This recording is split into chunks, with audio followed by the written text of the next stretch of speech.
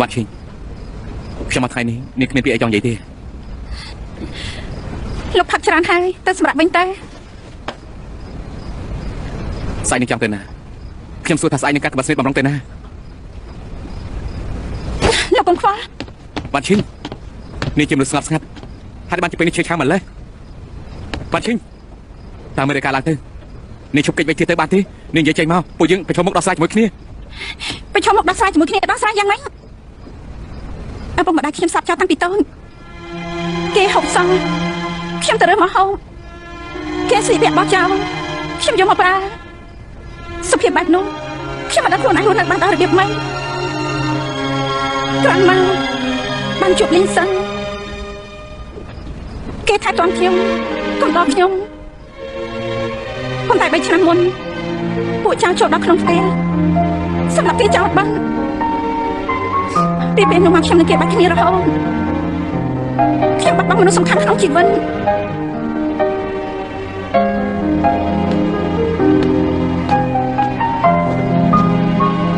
ប៉ុន្មានថ្ងៃមុនខ្ញុំឃើញតបយុទ្ធសាស្ត្រសម្រាប់មនុស្សរបួសដូចគ្នាបែបនឹងមករបស់លីងសាំងតែខ្ញុំដឹងការទៅតបយុទ្ធសាស្ត្រជាអ្នកសម្រាប់លីងសាំងគំនុំមួយនេះខ្ញុំត្រូវទីមកវិញខ្ញុំយល់អារម្មណ៍ពីនឹងចង់សងសឹក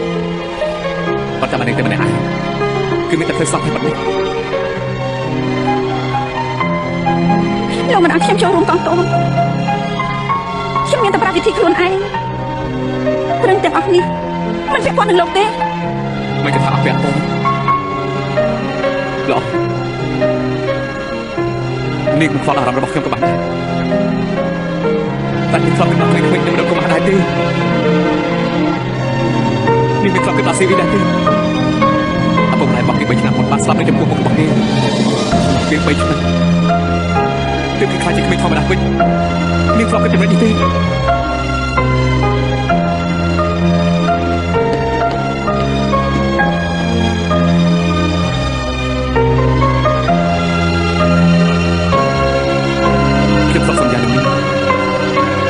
ជាអស់នេះសំសិទ្ធយកខ្ញុំទៅបាទទេមកដល់ថ្ងៃនេះទឹកខ្ញុំគឺនេះធ្លាប់មានរឿងអតីតកំសត់ធំម្ល៉េះខ្ញុំក៏យល់ដែរបាទនេះចេះតែបដិសេធជាមួយខ្ញុំបើវត្តមានខ្ញុំដាក់សម្ពាធនេះខ្លាំងពេក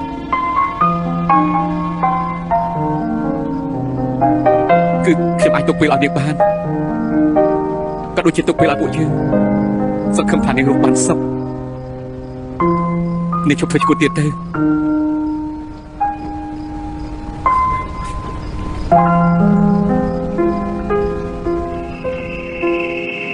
ជីញមកទៅកន្លែងនេះទៅបងជីញឮថាថ្ងៃនេះឯងទៅស្រាវជ្រាវពេញមួយថ្ងៃឃ្លានហើយមែនទេហូបអីបន្តិចទៅបងជាងអីនិយាយថាយប់នេះតបយុទ្ធសាស្ត្រមិនសូវដល់ពុកទៀតហើយបើស្អែកនេះពួកគេមកទៀតខ្ញុំមិនលឹកតអីទេមិនអីទេថ្ងៃណាបកស្រាយមិនទាន់បានថ្ងៃនោះយើងមិនបានសុខទេលទ្ធផលស្រាវជ្រាវថ្ងៃនេះតើយ៉ាងម៉េចទៅហើយស្អែកនេះគឺជាថ្ងៃចុងក្រោយហើយបើនិយាយពេលបានប្រហែលថ្ងៃទៀតគឺល្អណាស់តែព្រមហើយសេចច្បាស់ជាមិនយល់ព្រមយកល្អចាំពុកទាំងវត្តព្រះរាជបុត្រយ៉ាងណាពុកជាគ្រូព្រះរាជបុត្ររងច្បាស់ជាទុកមុខឲ្យពុកខ្លះដែរឲ្យត្រង់វត្តព្រះមហេសីប្រហែលជាអាចពន្យាពេលបានប្រហែលថ្ងៃទៀតបងយ៉ាងម៉េចហើយពុកចូលបន្ទប់សម្រាប់ចុះចាំកូនតែង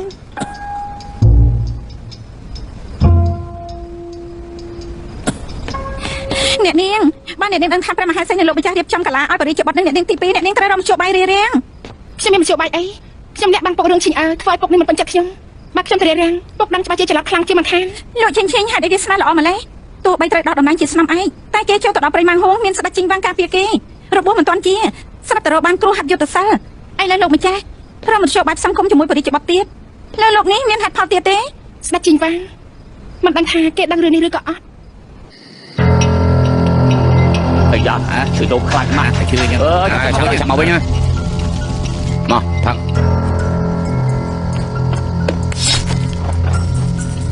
អបផឹកទៀតចាំមកចាក់ខាងទៀតទៅណាហើយមកផឹកជួយមួយ ន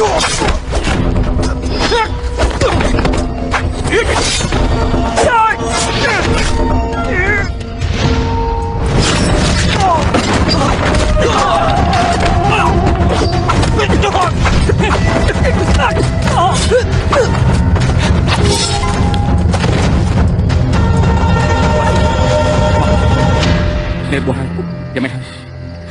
អត់អីទេ ខ្ញុំគ្រានេះកន្លែងគ្រូពេទ្យអូមកលោកគ្រូពេទ្យស្ថានភាពបាត់ជាយ៉ាងម៉េចហើយនៅមកតាមគេមក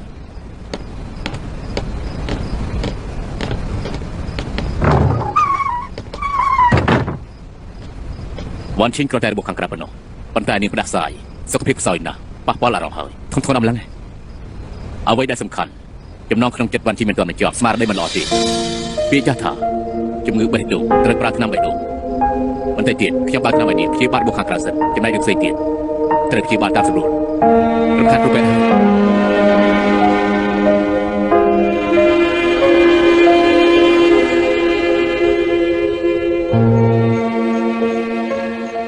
អាយ៉ាចិត្តដល់ពេលកំណត់ហើយបើឈិញនៅតាមបណ្ដាញបញ្ជាក់ភាពស្អាតស្អំប្រហែលជួយឡើងបានហើយ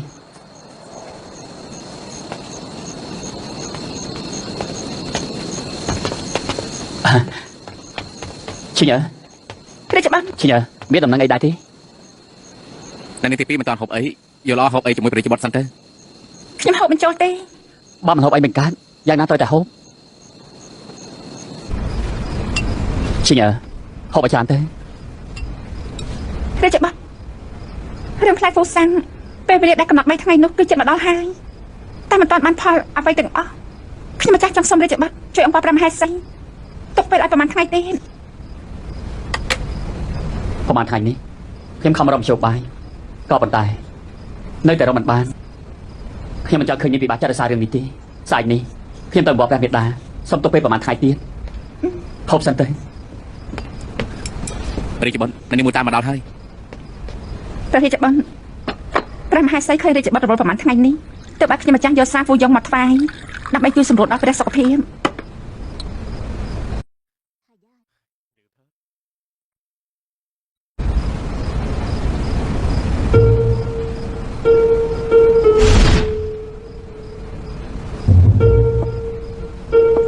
ស្នាហ្វូយ៉ុងតែនៅចុងមាត់គោះសើប្រហែលពេងទៀត បើគ្មានកាយទេពួកឯងទៅវិញចុះ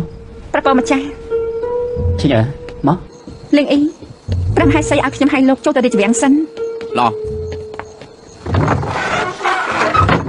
អណែនេះលោកណែនេះលោកណែនេះលោកណែនេះលោកមករកខ្ញុំកាអី ព្រះអម្ចាស់ស្ថានភាពអាសន្នឈិញឲ្យពេលនេះមានគ្រោះថ្នាក់គេនៅក្នុងដំណាក់រាជបុត្រប្រកាសជាផឹកស្រាសបាយរួចហើយ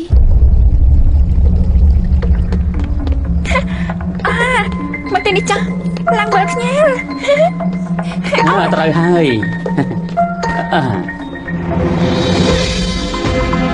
ឈិញអើនាងដឹងទេដាច់ដីជាយាននេះស្រីស្អាតច្រើនណាស់តែខ្ញុំយល់ថាមានតែនាងពិសេសជាងគេ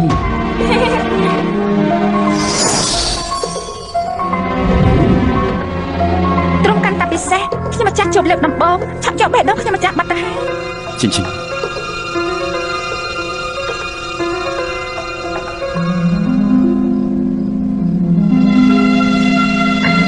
ឈិញអើ រាជបុត្រខេត្តអីក៏ជារាជបុត្រ ឈិញឈិញ ឈិញអើ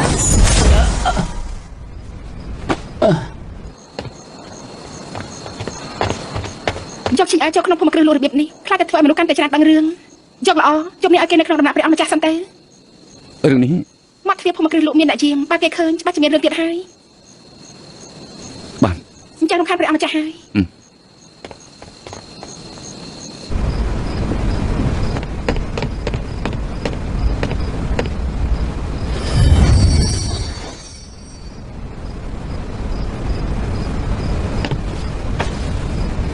ព្រះរាជបុត្រព្រះរាជបុត្រ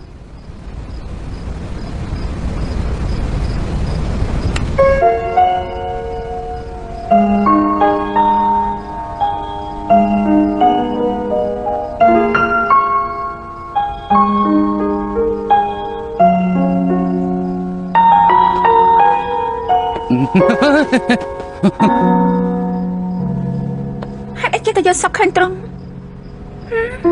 នាងដឹងថាខ្ញុំជានរណាទេ ប្រកាសជាដឹងត្រង់ជាកញ្ជ្រឹងតូចរឿងអីចំណាំមិនបាន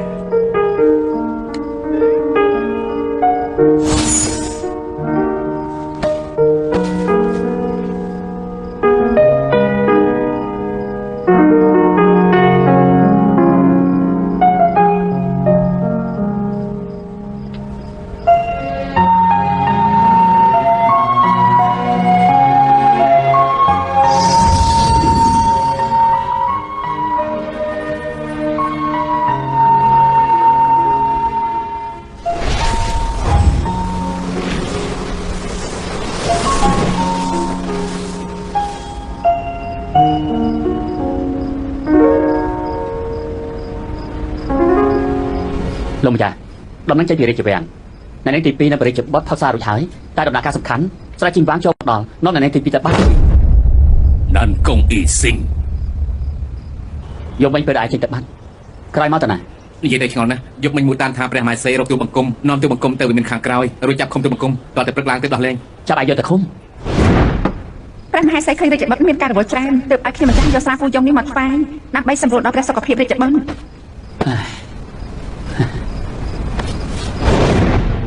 ស្រាយកមិញនេះឈប់សិន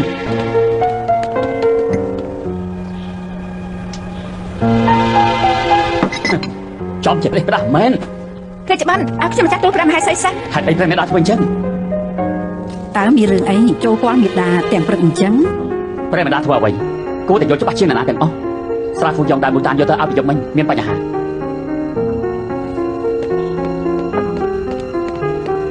ហេតុអីព្រះមេដាធ្វើបែបនេះទោះបីបុតស្រឡាញ់ឈីងឈីងប៉ុន្តែបុតម្ដានៅឃើញប្រាប់វិធីថោកទាបយកនេះទេ មីងយ៉ាង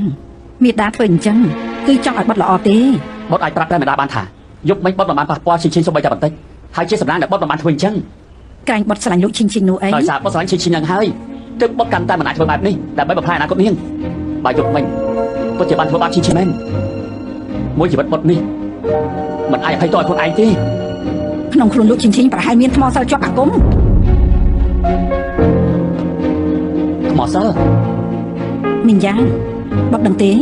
តាំងពីដើមមកមានរឿងនិទានពាក់ព័ន្ធថ្មសិលដូនតាលីងនីធ្លាប់ជាប់និស័យជាមួយឈាមជ័ររាជវង្សយើងទើបអាចហៅថ្មសិលចេញពីរាងកាយបានទើបធ្វើឲ្យមេដាប្រើវិធីបែបនេះ មិនអាចទេក្នុងខ្លួនឈីងឈីងមិនអាចមានថ្មសិល លោកម្ចាស់លោកដកពិសោធន៍ច្រើនលើកហើយមិនខុសទេគំនិតនេះគេជាអ្នកលើកឡើងយើងសង្ឃឹមថាបុត្រឆាប់បានឡើងគ្រងរាជបល្ល័ង្កមីងយ៉ាងនេះជាឱកាសល្អបំផុត មកយឺតយ៉ាងមិនហើយ អរគុណដែលបានជួយខ្ញុំ បាត់ឈិញខ្ញុំបារម្ភពីនាងណាស់យកមិញបាត់ខ្ញុំមកតាមទៅទេនាងត្រូវអស់ជីវិតហើយយល់ទេ រឿងខ្ញុំលោកកុំខ្វល់អីខ្ញុំជំពាក់លីងសិនខ្ញុំត្រូវសំសឹកឲ្យគេដល់ផ្ទាល់ រឿងរបស់លីសឹងមិនមែនខ្វល់នាងទេកុំមកខំខ្លួនឯងអីគេខ្ចង់ឲ្យនាងបានសុខដែរ មិនបាត់ទេទៅវិញទៅខ្ញុំចង់នៅស្ងៀមស្ងាត់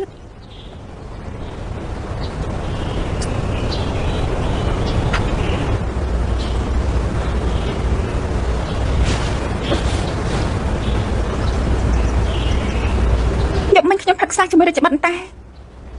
ចុះមកទៅខ្ញុំនៅទីនេះ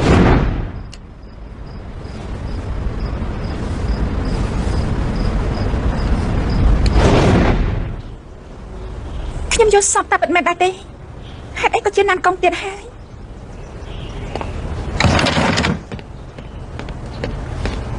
ហេតុអីខ្ញុំម្ចាស់នៅទីនេះ រឿងនេះគួរតែសួរនាងវិញ យកមិញពួកយើងមានអ្វីកើតឡើង យកមិញតាមមានរឿងអ្វីកាត់ឡើងណាក្រែងនាងបានឲ្យតែមានរឿងអីកាត់ឡើងណា អត់មានទេកុំនិយាយតែក្តេសយកមិញខ្ញុំម្ចាស់យកសពតែយកសពដោយការពិតណាស់ នេះយកសពឃើញខ្ញុំមែនទេ យកមិញខ្ញុំម្ចាស់ផឹកសាជាមួយព្រះរាជបុត្រផឹករត់ហើយនិយាយគ្នាពីរឿងមួយចំនួនបន្ទាប់មកចាំអ្វីលេខបាន បានហើយមិនលាក់បាននាងទេយកមិញនាងប្រឹក្សាស្រវឹងចៃដន្យខ្ញុំទៅជួបព្រះរាជបុត្រក៏បានឃើញខ្ញុំខ្លាចពុកនាងបន្ទោសនាងបានជានាំនាងត្រឡប់មកវិញ អូការពិតគឺចឹងទេមែនហើយសុខភាពបានធូរហើយនៅ ហើយក៏មកទីនេះវិញ លោកគ្រូបាត់ធ្វើតាំងសិលខ្ញុំមិនអាចអបសុកណាហើយនេះឲ្យបានជាត្រឡប់មកវិញ រឿងផ្លែហ្វូសាំងនៅមិនទាន់បានដោះស្រាយភូមិគ្រឹះលោកប្រហែលត្រូវរងទុក្ខវិសាខ្ញុំម្ចាស់ហើយ អញ្ចឹងចុះខ្ញុំជួននាងទៅផ្ទះសិនចាំរំជួបបានទៀតបានទេនាងអត់ចូលផ្ទះមកយកព្រះមហាសេចដឹងនៅបន្ទូនាងហើយពាក់ព័ន្ធនឹងខ្ញុំទៀត ពាក់ព័ន្ធតំណែងតំណងពួកយើងមួយជីវិតនេះគឺលៀងមិនជ្រះទេ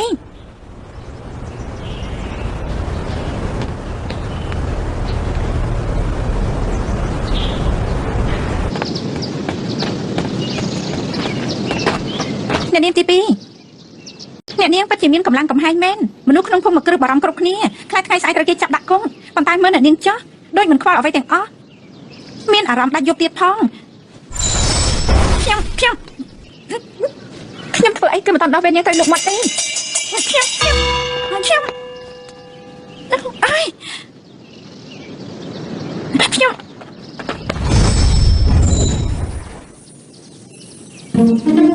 បើសិនជាចង់ដល់គុំនេះវិញ ខ្ញុំ នៅពេលដែលខ្ញុំសួរអ្វីនាងទៅតែឆៃនឹងមិនយូរទេខ្ញុំនឹងដល់គុំឲ្យនាងហើយប្រហែលថ្ងៃមុននាងហើយនឹងនាងលោកធ្លាប់បានទៅព្រៃម៉ាំងហុំមែនទេនៅពេលនោះបានជួបនឹងលោកជីងជីឬអត់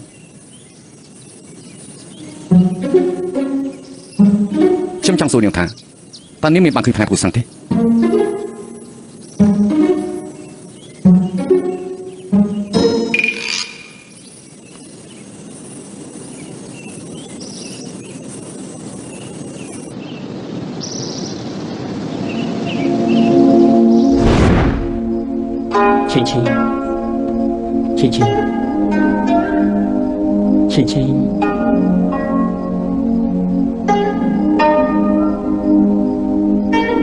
Chinh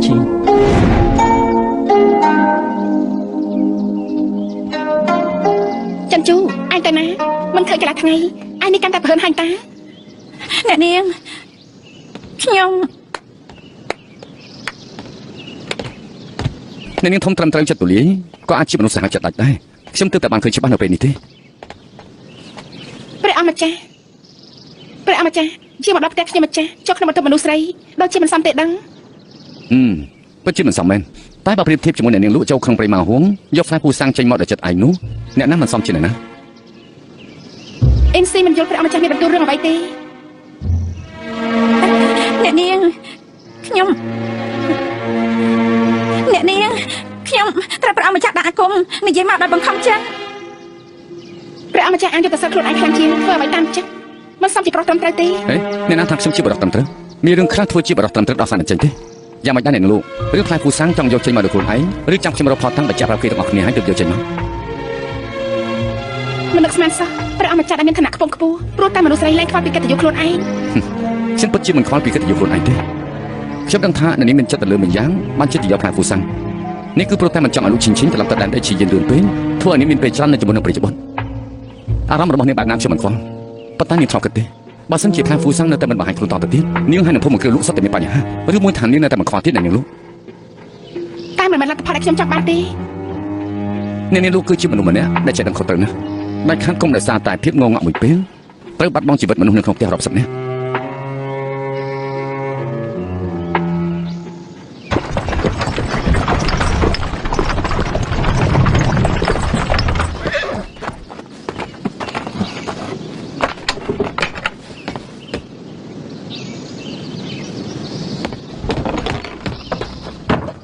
បើចាបងមកភូមិគ្រឹះលោកទាំងព្រឹកអញ្ចឹងតើរកបានលទ្ធផលអី តែមកចាំពីល្អពួកយើងរកកន្លែងស្ងាត់បន្តិចបងចង់និយាយជាមួយឯង ម្ចាស់បងហៅខ្ញុំមកព្រោះតែរឿងការប្រយុទ្ធមិញមែនទេខ្ញុំលើថាយុគមិញនេះម្ចាស់បងនាំចេញឲ្យទៅរឿងប្រឹក្សាការប្រយុទ្ធមិញជិញ្ជិនមិនតដឹងទេរឿងនេះបើសិនជានាងមិនដឹងវាល្អចំពោះឯងហើយនឹងនាងម្យ៉ាងបងយល់ពីចិត្តឯងរឿងការប្រយុទ្ធមិញនេះគឺជាគំនិតមេដាឯងមែនទេ ព្រះបិតាទ្រង់ឆៅឆាយមួយពេលខ្ញុំមិនឲ្យរឿងបាត់នោះកើតឡើងទៀតទេព្រះមហាសីមិនសពតិនឹងឈិញយូរហើយពីនេះនាងឲ្យទៅព្រៃម៉ាហួងគឺជាទង្វើហួសហេតុបងស្លាយទៅមើលហើយនេះបានជាទ្រង់នៅឃើញធ្វើបែបនេះខ្ញុំមិនដឹងទេ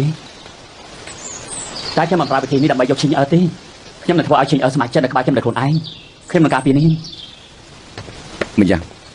ពួកយើងជាបងប្អូននឹងគ្នាយូរឆ្នាំហើយបងដឹង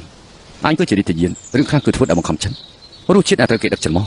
អញយល់ច្បាស់ជានរណាទាំងអស់ចុះហេតុអ្វីបានជាអញដាច់ចិត្តបាក់ភ្នែកឃើញឈិញទៅគេធ្វើបាបបែបនេះ មិនយ៉ាងទៀតអាចធ្វើយ៉ាងម៉េចអាចធានាថាបាននាងនៅជាមួយឯងមិនបាត់បង់សេរីភាពនោះ ឈិញអើនៅជាមួយខ្ញុំធ្លាប់បាត់បង់សេរីភាពនៅបើចាប់បងនិយាយបាត់ដូចជាចាប់ប្រកាន់តិចហើយទោះបីសពថ្ងៃខ្ញុំទៅព្រះមេតានឹងលោកម្ចាស់លោកដឹកចំហប៉ុន្តែខែក្រោយខ្ញុំឡើងក្រុងរាជបល្ល័ង្កខ្ញុំនឹងគ្រប់គ្រងរាជកិច្ចខ្លួនឯងមិនឲ្យអ្នកណាបង្កប់បញ្ជាទៀតទេ ប្រសិនបើលោកឈិញឈិញស្ម័គ្រចិត្តនៅជាមួយនឹងឯងនោះបងគ្មានអ្វីដែលត្រូវនិយាយទេប៉ុន្តែបើសិនជាគេចង់ប្រើប្រាស់នាងធ្វើជាឧបករណ៍ទាញយកផលប្រយោជន៍បងមិនយល់ព្រមចិត្តឯខាង ចុះបីដល់ម្ចាស់បងចំពោះឈិញអើវិញម្ចាស់បងបង្ហាញខ្លួននៅក្បែរនេះរហូតឬមួយម្ចាស់បងគ្មានចិត្តសូម្បីបន្តិច មិនខុសទេបងមិនកុហកខ្លួនឯងហើយក៏មិនកុហកឯងដែរបងពិតជាស្រឡាញ់លោកឈិញឈិញមែន ម្ចាស់បងសារភាពទៅហើយខ្ញុំក៏និយាយត្រង់ដែរហើយខ្ញុំមិនលែងដៃលោកឈិញឈិញទេ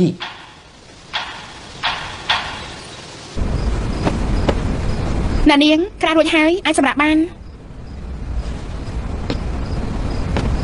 ពេលវេលា3ថ្ងៃដល់ពេលកំណត់ហើយខ្ញុំរកផ្លែហ្វូសាំងពិតប្រាកដមិនទាន់បានស្មានថាយុទ្ធសាស្ត្រខ្លួនឯងអាចការពារនាងបានការពារពុកបានការពារបងស្រីបានតែបាច់ជំនុំទុកឲ្យគ្រប់គ្នាខ្ញុំដឹងថាអ្នកនាងប្រឹងអស់ពីលទ្ធភាពហើយអ្នកនាងធ្លាប់ថាពួកយើងជាបងប្អូនជាសាច់ញាតិបើជាសាច់ញាតិមានរឿងអីចេះចែករំលែកគ្នាខ្ញុំកំដរអ្នកនាងអរគុណហើយបាយហើពីមុនដោយសារខ្ញុំរឹងរូសធ្លាប់នាំទុកដល់គ្រប់គ្នាច្រើនលើកនេះខ្ញុំមិននាំទុកឲ្យអ្នកណាទៀតទេខ្ញុំបានគិតហើយស្អែកនេះ5ហែសៃមានបន្ទុកថាមកខ្ញុំទទួលទាំងអស់ឲ្យតែត្រង់លើកលែងឲ្យភូមិគ្រឹះលោកមិនកើតទេអ្នកនាង5ហែសៃតែមានប្រតិលំអៀងលើអ្នកនាងបើសិនជាត្រូវស្លាប់ឬត្រូវកាត់យុទ្ធសាស្ត្រធ្វើជាអង្គងាប់ម្ដងទៀតក៏ខ្ញុំធ្វើបានខ្ញុំព្រមទទួលម្នាក់ឯងបានហើយបាយហើខ្ញុំចេញទៅក្រៅដកខាត់លើកនេះខ្ញុំយកហេតុផលមកច្រើនណាស់ខ្ញុំមិនមែនជាលោកឈិញឈិញពីមុនទៀតទេ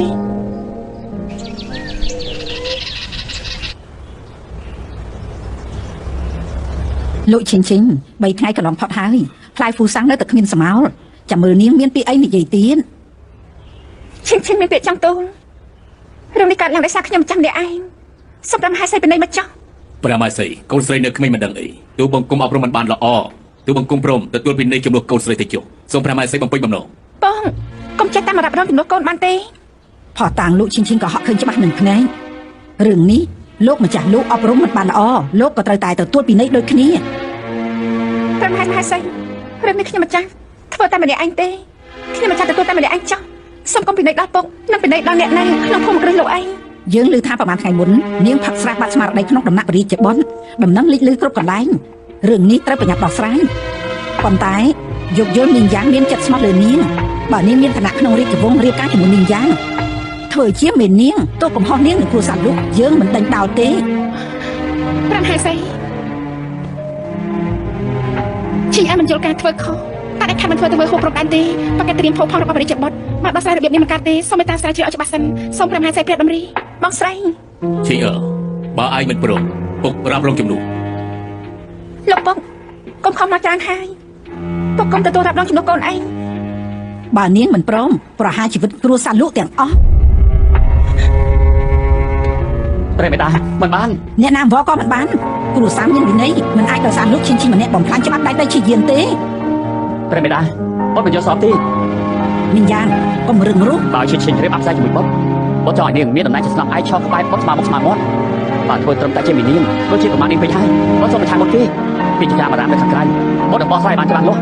បាត់ល្ងីល្ងើ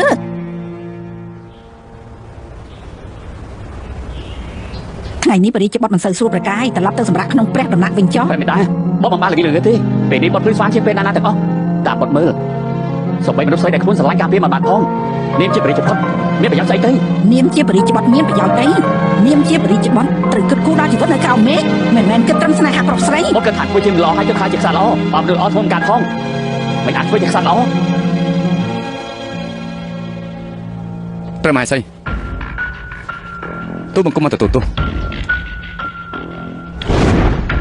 ឲ្យតែនាងប្រកល់ផ្លែហ្វូសាំងឲ្យខ្ញុំធានាថារឿងនេះគ្មានពាក់ព័ន្ធជាមួយនាងទេ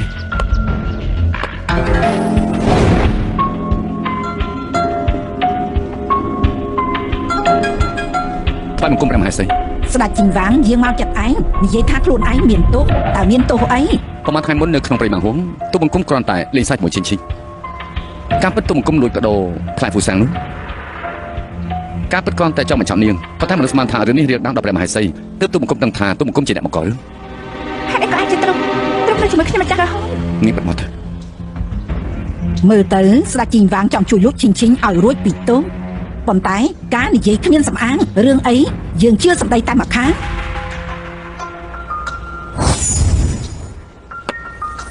ព្រះមហេសីតចុះនេះហើយគឺជាផ្នែកភូសិន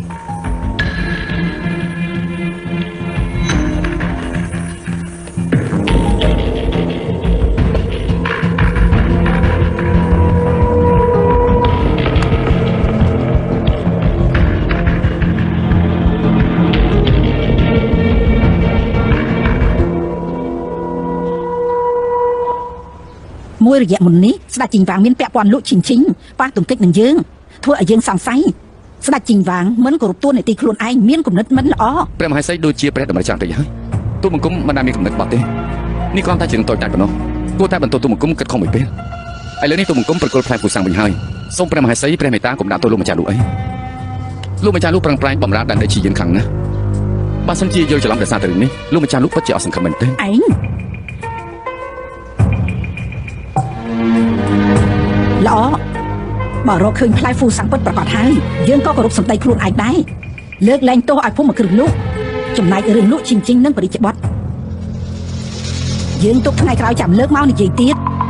ប៉ុន្តែស្ដេចជីងវាងលាក់ផ្លែហ្វូសាំងជាទង្វើអាក្រក់ពីនៃ100ខ្សែតីទុកជាការប្រមានស្ដេចជីងវាងដឹងខុសដែរទេ ទូបង្គំដឹងខ្លួនខុសស្ម័គ្រចិត្តទទួលទោស ថ្ងៃក្រោយត្រូវយកធ្វើគំរូកុំឲ្យធ្វើខុសប្រយ័ត្នប្រយែងខ្លួន ប្រមាណម្ចាស់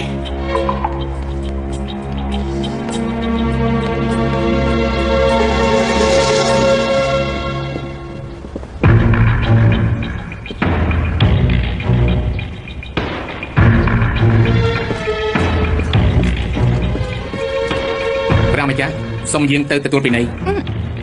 ពួករយៈនេះផឹកស្រាច្រើនពេកដូចជាស្ពុករាងកាយណាដល់ណាឥឡូវនេះទៅសម្រួលសរសៃឡើងវិញ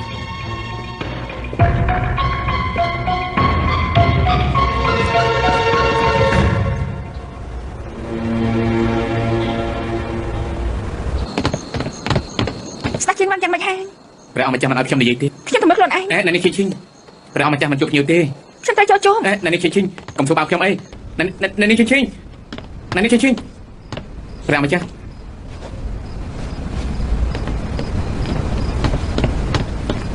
ថ្មនេះហើយមករកខ្ញុំធ្វើអីនឹកខ្ញុំខ្លាំងពេក ពេលនេះហើយនៅមានអារម្មណ៍យកមកលេងសាយទេរបបយ៉ាងម៉េចហើយខ្ញុំម្ចាស់សមើខ្ញុំម្ចាស់មើលសិន មិនអីទេគ្រាន់តែរបបតិចតួច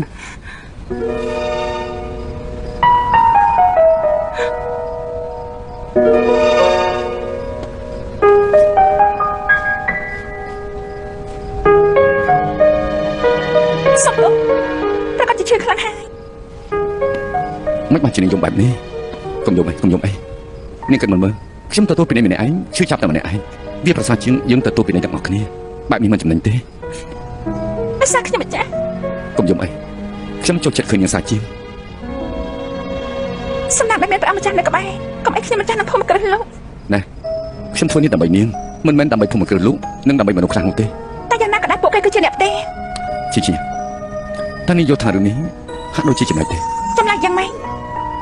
ដំណើររឿងតមូលផ្លែហ្វូសាំងមានតែនាងហើយនឹងឈីអ៊ីទេដែលកាន់តែមែនទេនេះទាំងពីរអត់បញ្ហាទេអញ្ចឹងបានន័យថាផ្លែហ្វូសាំងពេលដែលនៅក្នុងព្រៃម៉ាំងហួងមានគេលួចបេះរួចទៅហើយនាងប្រកួតឲ្យទៅឈីអ៊ីក៏យកទៅប្រកួតឲ្យលោកម្ចាស់លោកតាមយុទ្ធសាស្ត្រលោកម្ចាស់លោកគាត់អាចមើលដឹងថាផ្លែហ្វូសាំងនោះខ្លាំងខ្លាយប៉ុន្តែគាត់មិនព្រមសួរនាងក៏យកទៅថ្វាយព្រះមហេសីទាំងប្រអប់តែម្ដង ត្រឹមចង់បានន័យថាពួកខ្ញុំម្ចាស់នឹងចេតនាធ្វើឲ្យបែកធ្លាយមិនអត់ទេពួកខ្ញុំយកការពារខ្ញុំម្ចាស់ប្រយ៉ាងទៀតហេតុអីគាត់ត្រូវឲ្យខ្ញុំម្ចាស់នឹងភូមិគ្រឹះលោកជួបនឹងបញ្ហាបែបហ្នឹង ជីនៅក្នុងមេឃនេះមានសភាពច្របូកច្របល់ណាស់មនុស្សចង់បានផលប្រយោជន៍អំណាចប្រើល្បិចកលមានរឿងខ្លះយើងមិនអាចមើលតែសម្បកខាងក្រៅទេនាងត្រូវតែមើលវាឲ្យបានស៊ីជម្រៅ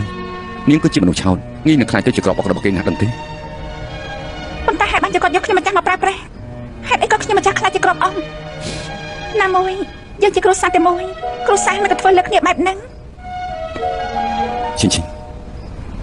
នាងទៅចង់ចាំឲ្យច្បាស់ណាមានតែមនុស្សស្មោះចំពោះយើងទេទើបជាគ្រួសារតែមួយ បាយហាខ្ញុំមកវិញហើយអ្នកនាងអរគុណមេឃដីអ្នកនាងបានមកវិញហើយព្រះមហាក្សត្រដាក់ទោសអ្នកនាងទៀតទេមានធ្វើបាបទេខ្ញុំជាមនុស្សមានបុណ្យគឺទេវតាតាមជួយឯងមិនទេខ្ញុំមិនអីឯណាអត់បញ្ហាទេអញ្ចឹងល្អណាស់ដៃអ្នកនាងឡើងទៅជាតោះយើងទៅសម្រាប់ក្នុងផ្ទះតោះស្ដេចជីងវាងជួយយកផ្លែហ្វូសាំងឲ្យអ្នកនាង អញ្ចឹងត្រង់ជាតារាសំណាងហើយតាមខ្ញុំមើលអ្នកទាំងពីរគឺជាគូពីអតីតជាតិគេហៅថាគូព្រេងបាយហើអញនិយាយយ៉ាងនេះខ្ញុំចូលចិត្តស្ដាប់តែចិត្តម៉ាញ់អ្នកនាងនឹងបរិយាបទលុបចោលរឿងមង្គលការអ្នកនាងនឹងស្ដាប់ជីវ៉ាអញនៅជាមួយគ្នាដោយស្មើមុខស្មើមាត់ហើយតែនិយាយដល់រឿងនេះខ្ញុំត្រូវអរគុណរាជបុត្រដែលជួយខ្ញុំស្អាតចូលគាត់ត្រង់ដើម្បីអត់ប្រគុណដល់ត្រង់អត់សមជាមិនបងបាយធានាលើខ្ញុំ នាងប្រកួតឲ្យទៅជីអ៊ីទៅយកទៅប្រកួតឲ្យលោកម្ចាស់លោកតាមយុទ្ធសាស្ត្រលោកម្ចាស់លោកគាត់អាចមើលដឹងថាផ្លែហ្វូសាំងផ្លែអ្នកនាងបញ្ហានេះដោះស្រាយបានហើយហេតុអីអ្នកនាងមានទុកកង្វល់ក្នុងចិត្តទៀតអញថាមើលរឿងផ្លែហ្វូសាំងការពិតគឺសមត្ថបែបហ្នឹងឯងមិនក៏អ្នកនាងថាអញ្ចឹងខ្ញុំគ្រាន់តែមកយល់ធម្មតាសមត្ថភាពពុកគាត់ច្បាស់ជាមើលដឹងថាផ្លែហ្វូសាំងខ្លាំងៗបើគាត់មើលដឹងហើយហេតុអីនៅយកផ្លែហ្វូសាំងខ្លាំងៗទៅថ្វាយប្រមហេសីទៀតធ្វើឲ្យភូមិគ្រឹះមានគ្រោះថ្នាក់គ្មានហេតុផលទេអ្នកនាងចង់និយាយថាលោកម្ចាស់មានចេតនាយកផ្លែហ្វូសាំងខ្លាំងៗទៅថ្វាយកុំនិយាយលើពេកលោកម្ចាស់មិនមែនជាមនុស្សចឹងទេមិនក៏អ្នកនាងគិតបែបហ្នឹងចំពោះរឿងនេះខ្ញុំក៏មិនយល់ដែរវាមិនអាចទេមានរឿងអីមិនអាចបងស្រីធំអ្នកនាងធំឈិញរឿងលើកនេះអាចដោះស្រាយដោយរលូនបងមានសំណាក់ដោយសារឯងអរគុណហើយបងស្រីតែនៅមានរឿងខ្លះខ្ញុំនៅតែមិនទាន់យល់ទេស្ដេចជាងបាននិយាយថាផ្លែហ្វូសាំងគឺត្រង់ជាអ្នកលួចដូរចុះបងគិតថាអ្នកណាដែលគេចង់ធ្វើបាបខ្ញុំព្រមទាំងធ្វើបាបមនុស្សក្នុងភូមិគ្រឹះលោកទៀតអញចង់មានន័យថារឿងនេះគេសំដៅមកភូមិគ្រឹះលោកយើងឯងអ្នកនាងធំហូបតែអូយអីយ៉ាខ្ញុំបងស្រីមិនអីទេមិនអីទេមិនអីទេមិនក៏អញមិនប្រយ័ត្នមិនអីទេមុននេះបងលើអញនិយាយស្ដាប់ទៅឡើងផ្លឹកអ្នកនាងធំសំទោមិនអីទេអញក្រោកឡើងមកត្រូវហើយឈិញអញនឹងរាជបុត្រដាច់ពាក្យចោលហើយអញពិបាកចិត្តទេរាជបុត្រទុនខ្លួនហើយមានគុណធម៌ទេគ្រាន់តែខ្ញុំមានអារម្មណ៍ត្រឹមតែជាមិត្តភក្តិខ្ញុំនឹងរាជបុត្របើត្រូវរៀបការពិតមែនមិននឹងប្រឈមមុខជាមួយត្រង់យ៉ាងម៉េចទេដូច្នេះការបដាច់ពាក្យជាមួយត្រង់គឺជារឿងដែលល្អបំផុតសម្រាប់ខ្ញុំហើយប៉ុន្តែបងគិតថាព្រះរាជបុត្រនៅតែស្រឡាញ់អញស្មោះបើអញគ្មានអារម្មណ៍ប្រុសស្រីជាមួយត្រង់ទេពាក្យខ្លះគួរតែប្រញាប់និយាយឲ្យច្បាស់ល្អជាងបងនិយាយត្រូវណាស់ខ្ញុំនឹងរកឱកាសនិយាយជាមួយត្រង់ឲ្យច្បាស់លាស់អញឆាប់សម្រាប់ទៅស្អែកបងមកលេងទៀតបងតាមសម្រួលចឹងបាយហើមកនេះធ្វើប្រហែលពេកហើយមុននេះមិនដឹងជាយ៉ាងម៉េចអ្នកនាងធំសាប់តែញាត់ដៃពិតមែនទេបងស្រីជាមនុស្សនឹងថឹងណាស់តែមិនក៏ដូចជាបាត់វិញ្ញាណឬមកពីខ្ញុំនិយាយពីរឿងផ្លែហ្វូសាំងគេមិនខ្វល់គ្រោះថ្នាក់តែមើលនេះក្នុងបរិមាណហួងនេះប្រកាសជារំភើបចិត្តបងស្រីទៅដល់បរិមាណហួងហើយក៏ខ្ញុំមិនបានជួបបងបារម្ភឯងចូលបរិមាណហួងម្នាក់ឯងគ្មានសុវត្ថិភាពទៅបងចង់ទៅមើលប៉ុន្តែរកអញមិនឃើញប្រហែលជាឯងទៅដល់យើងហួងលីបាត់ទៅហើយចម្លែកម៉ែហើយក៏ត្រង់ឃើញផ្លែហ្វូសាំងនោះខ្ញុំមិនចង់ជឿថាត្រង់ផ្ដងខ្ញុំជាណាខ្ញុំជាស្ដេចជីវ៉ាំងដែលមានអំណាចលើកទេមានអ្វីពិបាកទៅម្យ៉ាងទៀតខ្ញុំប្រាប់ការសម្រាប់មួយដល់នេះចុះការពិតហ្វូសាំងនៅក្នុងបរិមាណវងមិនមែនមានតែមួយដាំទេនៅក្នុងព្រៃជ្រៅគឺមានមួយដាំទៀតមានតែបេះមួយទៀតនោះចាប់រឿងបាត់ទៅហើយសាប់បេះផ្លែហ្វូសាំងដោយសារតែតម្រូវការចង់សួរលោកគ្រូថាពេលណាទៅដាំហ្វូសាំងចេញផ្លែប៉ុន្តែពុកនឹងច្បាស់ថាផ្លែហ្វូសាំងខ្លាំងៗគាត់នៅតែយកទៅថ្វាយព្រះមហាសីរួចរៀបចំកាឡាជាមួយព្រះមហាសីដាក់ថ្នាំសម្បាឲ្យឈីមិននឹកស្មានពុកចង់បានថ្មសិលគាត់អាចប្រើគ្រប់ល្បិចកលហ៊ានលះបង់កេរ្តិ៍ឈ្មោះនៅសុភមង្គលឈីទៀតលោកម្ចាស់ថ្ងៃណាមួយអាចធ្វើដាក់នៅនាងធំបែបនឹងដែរទៀតដឹងមិនខុសទេខ្ញុំមិនអាចអង្គុយរងចាំស្លាប់មានតែខ្ញុំទេដែលយល់ច្បាស់ថាព្រះរាជបុត្រត្រូវការអ្វីមានតែខ្ញុំទេដែលសំធ្វើជាស្នំឯកបំផុតមិនថាពុកយកថ្មសិលមកធ្វើអីខ្ញុំមិនអាចប្រកល់ព្រះរាជបុត្រឲ្យគេទេបុតព្រោះតលុឈិញឈិញចំទាស់បំណងមេដាម្ដងហើយម្ដងទៀតមើលទៅមានយ៉ាងធំដឹងក្តីហើយមិនទុកមេដាក្នុងភ្នែកទៀតទេព្រះមេដាឆ្លៀតឱកាសលើគេមិនមែនជាអ្នកខ្លាំងមេដាតែអប់រំបុតបែបនេះធ្វើជាខ្សត្រត្រឹមត្រូវទៀងត្រង់យកផ្លែហ្វូសាំងធ្វើជាលេខគម្រាមលោកឈិញឈិញឲ្យតំណែងជាមេនាងរៀបការនឹងបុតធ្វើមិនកើតទេព្រះមេដាបើផ្លែហ្វូសាំងរកឃើញហើយរឿងនេះគួរបញ្ចប់ទៅព្រះមេដាកុំទុកក្នុងប្រទេសទៀតព្រះមេដាខ្វល់ច្រើនខូចប្រេះសុខភាពបុតឈឺប្រទេសមិនខានលុឈិញឈិញនេះមេដាមិនសពប្រទេសយូរហើយបើកុំតែក្នុងខ្លួនគេមានថ្មសិលដែលយើងត្រូវការគេគ្មានទាំងសិទ្ធធ្វើជាមេនាងរបស់បុតផងមីងយ៉ាងហេតុអីដើម្បីស្រីប្រិយម្នាក់ចេះតែធ្វើឲ្យមេដាខូចប្រទេសលោកឈិញឈិញមិនបានជាស្រីប្រិយអ្វីទេនាងជាមនុស្សដែលបុតស្រឡាញ់បុតសពប្រទេសស្រឡាញ់ បុត្រជាអនាគតស្ដេចណានកុងជាម្ចាស់ដែនដីឈីយានក្តីស្រឡាញ់បុត្រគួរតែផ្ដល់ឲ្យរាជបល្ល័ង្កផ្ដល់ឲ្យរាជក្តីស្រឡាញ់បុត្រគួរតែប្រើដើម្បីយកថ្មសិលមិនមែនក្តីស្រឡាញ់ប្រុសស្រីទេ បុតស្រឡាញ់ប្រជានុរាតែបុតក៏ស្រឡាញ់លោកឈីងឈីងនាងធ្វើឲ្យបុតយល់ថាបុតមិនត្រឹមតែជាប្រិយបុត្រតែបុតក៏ជាមនុស្សមានអារម្មណ៍មានវិញ្ញាណដូចគេគ្រប់គ្នាបុតតែសារដោយសារមកបានជួបនាងនាងរបួសបុតឈឺចាប់ជាងនាងទៀតនាងរីករាយបុតក៏សើចដោយមិនដឹងខ្លួននាងពិបាកចិត្តបុតក៏ពិបាកចិត្តជាងនាងទៅទៀតនេះជាលើកទី1ហើយដែលបុតចេះស្រឡាញ់មនុស្សម្នាក់បុតចង់ឲ្យនាងរីករាយឲ្យនាងសប្បាយចិត្តដោយសារមានបុត ភាពរីករាយរបស់នាងសំខាន់ជាងរាជបល្ល័ង្កទៀតណា ព្រះមេតាបុតដឹងថាថ្មសិលសំខាន់ណាស់បុតធានាចំពោះព្រះមេតាបុតនឹងយកថ្មសិលឲ្យបានបុតតែបុតប្រាប់វិធីសាស្ត្ររបស់ខ្លួនឯងយកឲ្យបានសូមព្រះមេតាជប់បង្ខំលោកឈីឈីទៀតទៅធ្វើបែបនេះកាន់តែរុញញើឲ្យតែឆ្ងាយ បានហើយមេដាដឹងថាចុងក្រោយនៅតែមិនឈ្នះបុន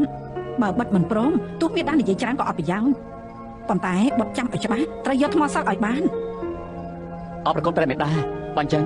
បុតធ្វើអង្គមលីហើយ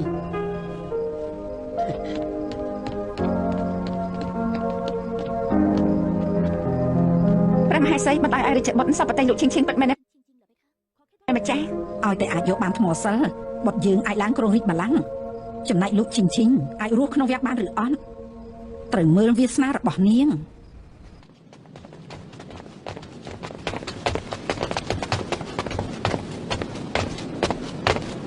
ឈីងនាងមិនបាច់គូសំពេកទេធ្វើអ្វីមួយដើម្បីនាងខ្ញុំស្ម័គ្រចិត្តធ្វើ តែខ្ញុំម្ចាស់មិនសប្បាយចិត្តគួរតែខ្វាយរបស់តិចតួចដល់ត្រង់បង្ហាញពីទឹកចិត្ត ឥឡូវរឿងរ៉ាវដោះស្រាយបានហើយមើលតែនាងក៏សប្បាយចិត្តដែរម្យ៉ាងទៀតពាក់ព័ន្ធពីជាចាំរាមខ្ញុំឲ្យគេទៅបញ្ជាក់ច្បាស់ហើយនាងឈប់បារម្ភទៅ អរប្រគុណរាជបុត្រត្រង់ល្អនឹងខ្ញុំម្ចាស់យ៉ាងនេះខ្ញុំម្ចាស់មិនដឹងតបស្នងយ៉ាងម៉េចសំទេ ខ្ញុំមិនត្រូវការតបស្នងឲ្យតែនាងសប្បាយចិត្តខ្ញុំក៏សប្បាយចិត្តដែរ ប៉ុន្តែត្រង់មិនទាមទារការតបស្នងឲ្យទឹកចិត្តខ្ញុំម្ចាស់មានសម្ពាធផ្លូវចិត្តត្រង់ជំទាស់នឹងព្រះមហេសីដែលសាខ្ញុំម្ចាស់គិតដល់ខ្ញុំម្ចាស់គ្រប់ពេលបាននិយាយទៅទង្វើល្អនេះធ្ងន់ធ្ងរណាស់តែខ្ញុំម្ចាស់ទុកត្រង់មិនត្រឹមតែជាមិនអាចក្បត់ស្នេហាដែលត្រង់ចង់បាន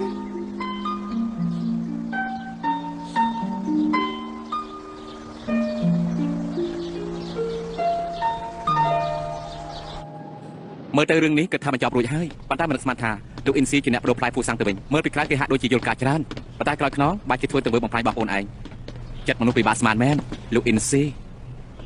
ហើយតានាងលួចបដោផ្លែហ្វូសាំងដោយសារតានាងស្រឡាញ់ប្រិយបុត្រមិនចង់ឲ្យឈិញវិលត្រឡប់មកដែនដីឈិញយិនវិញធ្វើជាស្នំឯងមនុស្សស្រីដែលមកបាំងដោយសារតែរឿងស្នេហាពិតមែនថាគួរឲ្យខ្លាចតែក៏គួរឲ្យសរសើរដែរចំក្រោយមិនគួរខ្លាចទេ អញ្ចឹងឯងបារម្ភពីរឿងអី លោកហងជូឯងគិតទៅមើលគេដឹងថាផ្លែហ្វូសាំងនោះខ្លាចទៅហើយនៅតែយកទៅថយព្រះមហេសីទៀតរួចហើយរួមដៃជាមួយព្រះមហេសីប្រើល្បិចដាក់ក្នុងស្រាឲ្យឈិញនឹងប្រិយបុត្រផុតនេះមានន័យថាម៉េចមានន័យថាគេដឹងនៅក្នុងខ្លួនរបស់លោកឈិញច្បាស់ជាមានថ្មសិល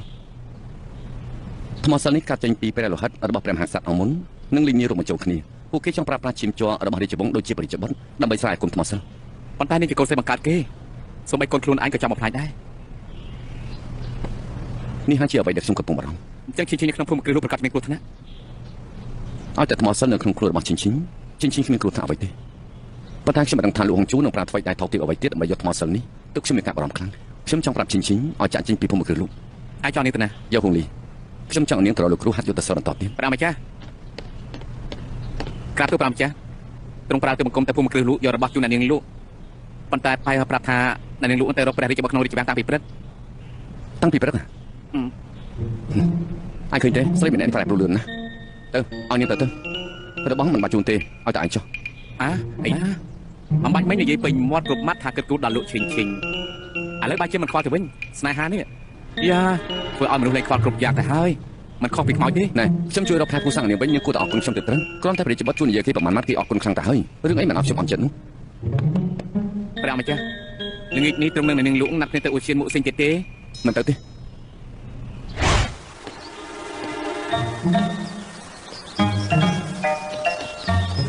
មកដល់ហើយ ក្រែងនាងនឹងមិនយ៉ាងលេងនៅក្នុងវាំងសប្បាយចិត្តណាមកទីនេះធ្វើអី ត្រង់អត់ខ្ញុំម្ចាស់មកទីនេះមិនក៏មកសួរបែបនេះទៅវិញ ណែបើនាងមិនសុខចិត្តខ្ញុំក៏មិនខំដែរនាងទៅវិញក៏បាន បានចាំទៅវិញហើយតែមិនមែនណា មកវិញ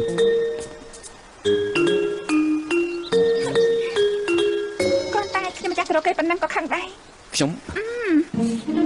ធ ធំផ្លិនអីគេនៅនោះជួជួផ្លិនប្រចាំនេះ បែបមែនណាខ្ញុំអត់មានធំក្លិនទេ បានអត់មានផ្លិនទេពេលនេះខ្ញុំមកចាំមកវិញហើយតែ ហេនិយាយធ្វើដូចជានាងត្រឡប់មករកខ្ញុំដាក់ទៀនដល់ខ្ញុំត្រូវអរគុណនាងទៀតហ៎ ខ្ញុំមកចាក់ដាក់ទៀនឲ្យអ្វីទៅជាការដាក់ទៀនហ្នឹងពុចាំមែនទេ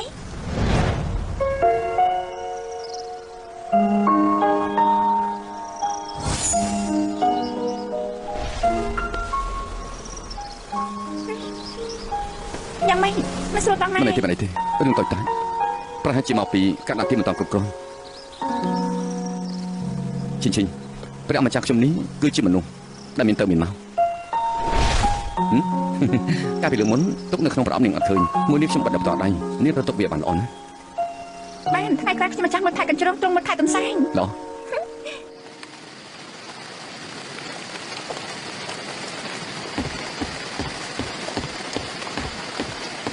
ជំរាបលោកម្ចាស់នៅទី2មិននៅក្នុងបន្ទប់ទេនៅនេះទៅរកស្រាជីងវាងនៅអូសៀនម៉ូស៊ីង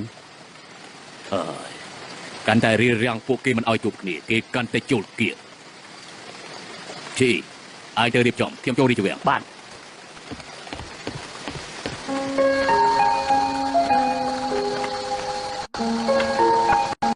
លេខទីនេះពេលជប់គឺស្រួលខ្លួនមែន ក្រោយពីព្រះមេដាសោយទីមង្គលឲ្យតែខ្ញុំមិនសប្បាយចិត្តខ្ញុំតែមកទីនេះស្នឹងមើលអ្វីគ្រប់យ៉ាងនៅត្រង់នេះទុកព្រួយទាំងប៉ុន្មានក៏មិនលីបាក់មួយរំពេច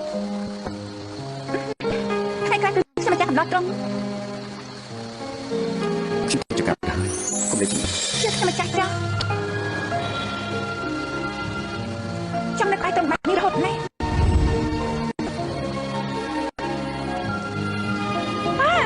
អស្ចារ្យមែន រឿងឆ្នាំសបាយត្រូវស្ដេចជីងបាំងបំផ្លាញអស់ហើយគេរកបានផ្លែពូសាំងត្រឡប់មកវិញជួយដោះស្រាយបញ្ហាឲ្យលោកឈិញតាមមើលគេដឹងពីផែនការរបស់យើងហើយថ្ងៃនេះគេណាត់លោកឈិញចេញទៅក្រៅបើនៅតែអញ្ចឹងតទៅទៀតមកសាល់មុននឹងក្រោយគង់វគ្គក្នុងដៃរបស់គេ លោកម្ចាស់កុំបារម្ភអីស្ដេចជីងវាងមិនអាចជាមួយលោកជីងទេ ហើយ ព្រោះគេត្រូវពឹសត្រជាក់ ត្រជាក់ ពឹសត្រជាក់ជាតិចូលបេះដូងស្លាញ់គ្រាមឈឺចាក់ផ្លែតយុទ្ធសាស្ត្រអាចនឹងបាត់បង់តាមនឹងពេលរបួសគ្រឿងក្នុងអស់មានតែផ្លូវសាប់បំណងសប្តាហ៍ស្ដេចជីងវាងស្លាញ់លោកជីងពឹសត្រជាក់កំពុងវាយលុកស្លាញ់កាន់តែខ្លាំងពឹសក៏កាន់តែជ្រៅយូរទៅជីវិតក៏រក្សាមិនបាន ហើយព្រះបែរសីមិនក៏ជ្រាបរឿងនេះរកការទិបង្គំចាត់មនុស្សទឹកជាក់ដែរ 20ឆ្នាំមុនយើងជាអ្នកដាក់ពឹសនេះឲ្យគេកាត់ពីណាកុងអ៊ីស៊ីងថ្ងៃណាមួយដណ្ដើមរាជបល្ល័ង្កជាមួយបុត្រាយើង ព្រះម៉ៃសីព្រះតម្រីបានបីឆ្លៃមែនបើអញ្ចឹងរឿងនេះងាយស្រួលបើលោកឈិញដឹងរឿងនេះគេប្រកាសជាមិនមានយកក្បែរសជីបានដល់ទៀតឡើយខ្ញុំមិនចាំបាច់ចំណាយកម្លាំងច្រើនទេនឹងអាចឲ្យពួកគេបានយ៉ាងនេះអាចជាឱកាសនេះជួយប្រយោជន៍ជាមួយលោកឈិញជា ជីងនាងដឹងទេនេះជាលើកទី1នៅក្នុងជីវិតដែលខ្ញុំឃើញមនុស្សហ៊ានជីថោកពេលនោះខ្ញុំគិតថាសម្រាប់លោកខ្លាហានខំធំមែនតើថាពីមកពីណាដែរ អ្នកមិនដឹងទៅមិនខ្លាចទេ មិនខ្លាចដែរចុះពេលនាងខ្លាចចិត្តសរសៃបុកខ្ញុំនោះក៏នាងខ្លាចដែរ ពេលនោះខ្ញុំមកចាស់គិតតែរឿងរត់កិច្ចប៉ុណ្ណឹង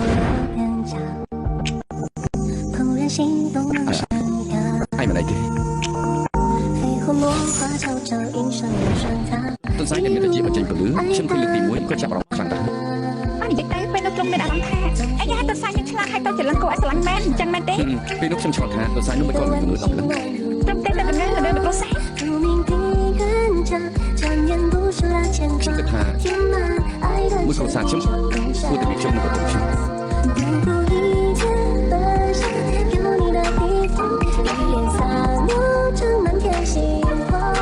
ជីសានេះយកថាអនាគតប្រពន្ធខ្ញុំគេនឹងមានមើល ខ្ញុំចាស់គិតថាគេប្រកាសចិត្តខ្លួនហើយចិត្តទៅលៀងឆ្លៀសឲ្យគួរឲ្យស្រឡាញ់មកណាតែស្គាល់ហើយខ្ញុំកាយអាចចាប់បានទៀត ពេលវាទៅថាព្រមនៅក្នុងខ្ញុំ ខ្ញុំចាំយកបាន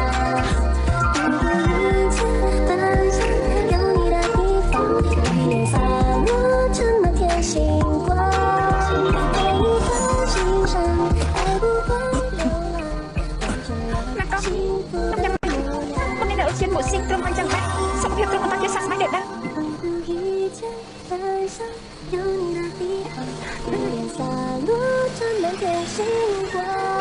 ខ្ញុំមិនអីទេនាងមកចង់ខ្ញុំមានអីណា ខ្ញុំចាស់ចាំអើតាតាមមកសុខភាពពីណាតយ៉ាងនេះតែសាក់ខ្ញុំចាស់មែនទេ មិនមែនទេ អ្នកក៏ហាក់ជាកូនឆ្កែ ខួបដល់កូនក្មេងគង់ចិត្តគិតប្រេះប្រាស់ទៀតបានទេជីពីមុនខ្ញុំធ្លាប់ដាក់សឹងនាងថាដែលជីខ្ញុំធ្វើនាងមិនអាចគិតច្រើនឡើយប៉ុន្តែឆ្លងកាត់ជួបរឿងដូចនេះនាងគួរតែយល់ថាមានគេកំពុងតែធ្វើបាបនាងហើយសត្រូវនៅទីងឹតពួកយើងនៅទីភ្លឺហើយនេះហើយជំរឿនដ៏ល្អរបស់នាងគួរតែត្រឡប់ទៅយកវងនេះវិញ គឺបានន័យថាឲ្យខ្ញុំចាស់ទៅកន្លែងលោកគ្រូ ត្រូវហើយនាងមើលចុះភូមិមកគឺលោកបានសពវិញហើយនាងទៅយកវងលីងអាចហាត់ខ្លួនបន្តបើកាន់យុទ្ធសាស្ត្រមានតែគ្រូការពារនាង ចុះត្រង់វិញកំដរខ្ញុំចាស់ទេ ខ្ញុំនៅមានកិច្ចការមួយចំនួនដែលត្រូវដោះស្រាយកុំបារម្ភពេលដែលខ្ញុំដោះស្រាយចប់ខ្ញុំត្រូវនាងភ្លាមល្អទេ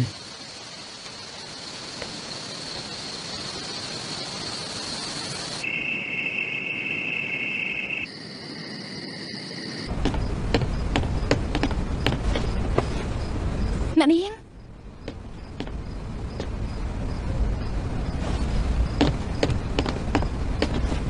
បង បាយហើអាចទៅក្រៅទៅ ចា ជាពុកសួរអាចតើឯងទើបនឹងមកពីណា ខ្ញុំ ប្រាប់មកទៅជួបស្ដេចជីងវាងទៀតហើយ ចា ពុកប្រាប់ហើយប្រាប់ទៀតកុំតែក្បែរស្ដេចជីងវាងទៀតអីអ្មេចក៏អាចមិនស្ដាប់បង្គាប់ពុកចឹង បងស្ដេចជីបានល្អចំពោះខ្ញុំជួយរកផ្លែហ្វូសាំងឲ្យខ្ញុំទៀតគាត់មិនដូចជាពុកនិយាយទេ ជីងកូននៅក្មេងមានរឿងជាច្រើនមិនមែនដូចឯងឃើញពីខាងក្រៅទេ ខ្ញុំធំដឹងក្តីអាចវិភាគដឹងថាអ្នកណាល្អអ្នកណាមិនល្អលើខ្ញុំបាន ឯងមានន័យថាម៉េច គឺមានបញ្ហាមួយកូនគាត់មិនយល់សោះចង់ឲ្យពុកជួយស្រាយចម្ងល់នេះ រឿងអី ដូចជាផ្លែហ្វូសាំងត្រូវគេលួចដូរទៅក៏ដោយតែយុទ្ធសាស្ត្ររបស់ពុកគឺពិតជាមិនដឹងហេតុអីបានជាពុកនៅយកផ្លែហ្វូសាំងខ្លាំងៗទៅថ្វាយព្រះមហាក្សត្រទៀត ពុកដឹងថាផ្លែហ្វូសាំងខ្លាយៗយកទៅថ្វាយព្រះមហាក្សត្រគឺដោយសារតែបើតាមឋានៈពុកនៅដែនដីជាយានទោះបីជាដឹងរឿងក៏ដោយយ៉ាងច្រើនពុកមានតែទុកតែម្នាក់ឯងប៉ុណ្ណោះប៉ុន្តែបើពុកមានចេតនាលាក់បាំងត្រូវគេបកអាក្រាតវិញមានន័យស្មើនឹងទុកកុហកស្ដីហើយមិនមែនតែឯងសូម្បីភូមិគ្រឹះលោកក៏ត្រូវស្លាប់ទាំងអស់គ្នាដែរជាពុកមិនគប្បីនឹងឯងសង្ស័យវាគឺជារឿងត្រឹមត្រូវណាស់ ខ្ញុំជឿពុកយើងជាគ្រួសារតែមួយពុកធ្វើយ៉ាងនេះអាចនឹងមានហេតុផលដែលបង្ខំចិត្ត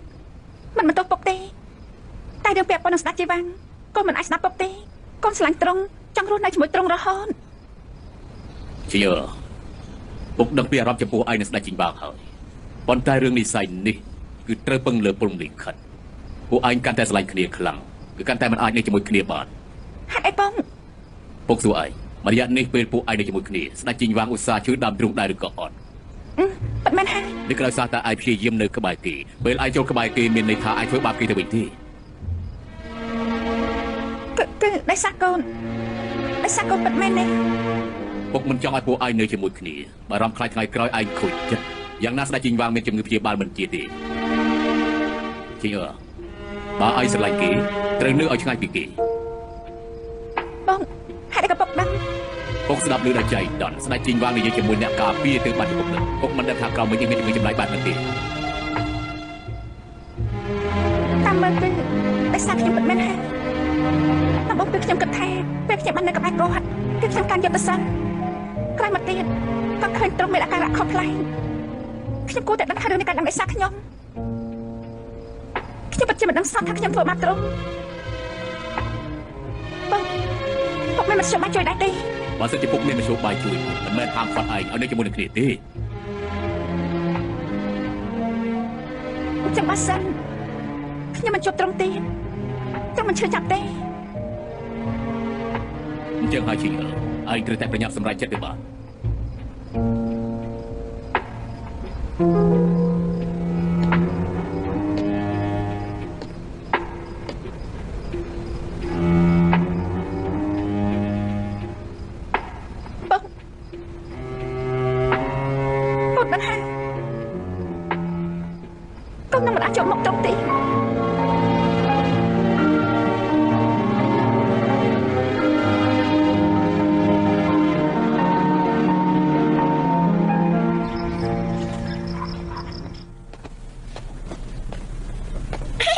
សេអ៊ីបើមកហើយ Giờ bắt phanh phanh nó bỏ lên mặt lại đấy.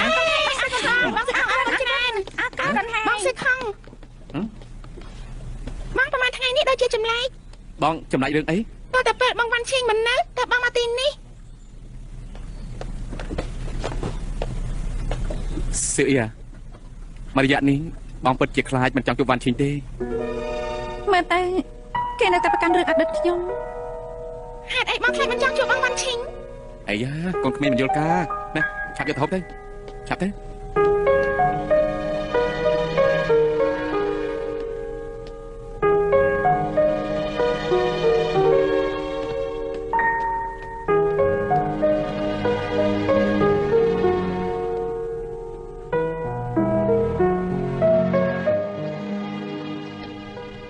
អ្នកនាងខ្ញុំរៀបចំនំឲ្យអ្នកនាងហុំទៅអ្នកនាងមកសិនមិនសន្យានឹងព្រះអង្គម្ចាស់ថាថ្ងៃនេះត្រូវទៅជាហុងលីមកពេលខ្ញុំអាត្មានិយមចង់ឲ្យយុទ្ធសាស្ត្រខ្លួនកើនឡើងតែមិនស្មានថាបង្កការឈឺចាប់ដល់គេយ៉ាងនេះអ្នកនាងខ្ញុំធ្លាប់មើលសិភៅរូបធាតុលើមានត្រូវគ្នាកាច់គ្នាទោះបីជំងឺស្ដេចជីងវ៉ាកម្រោចជួបប៉ុន្តែមិនមែនគ្មានវិធីព្យាបាលនោះទេបាយហាអ្នកនិយាយត្រូវហើយមកគេឈឺចាប់គួរតែមានវិធីព្យាបាល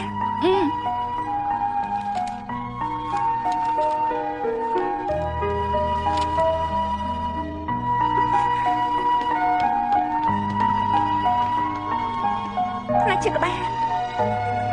ក្តៅខួរក្បាលជំងឺផ្ដាសាយផ្នែកបាក់ឆ្អឹងហេតុអីគ្មានអាការៈជំងឺមួយណាទៅជាមួយជំងឺណានកងសន្ចឹងអ្នកនាងអត់មកសិនទៅព្យាយាមរកមើលទៀតហេតុអីក៏មិនជួយរកយើងបាយហៅជួយរកមើលអ្នកនាងដែរហើយចំណេះដឹងរបស់ខ្ញុំពេលយើងមកប្រើទើបដឹងថាមានតែង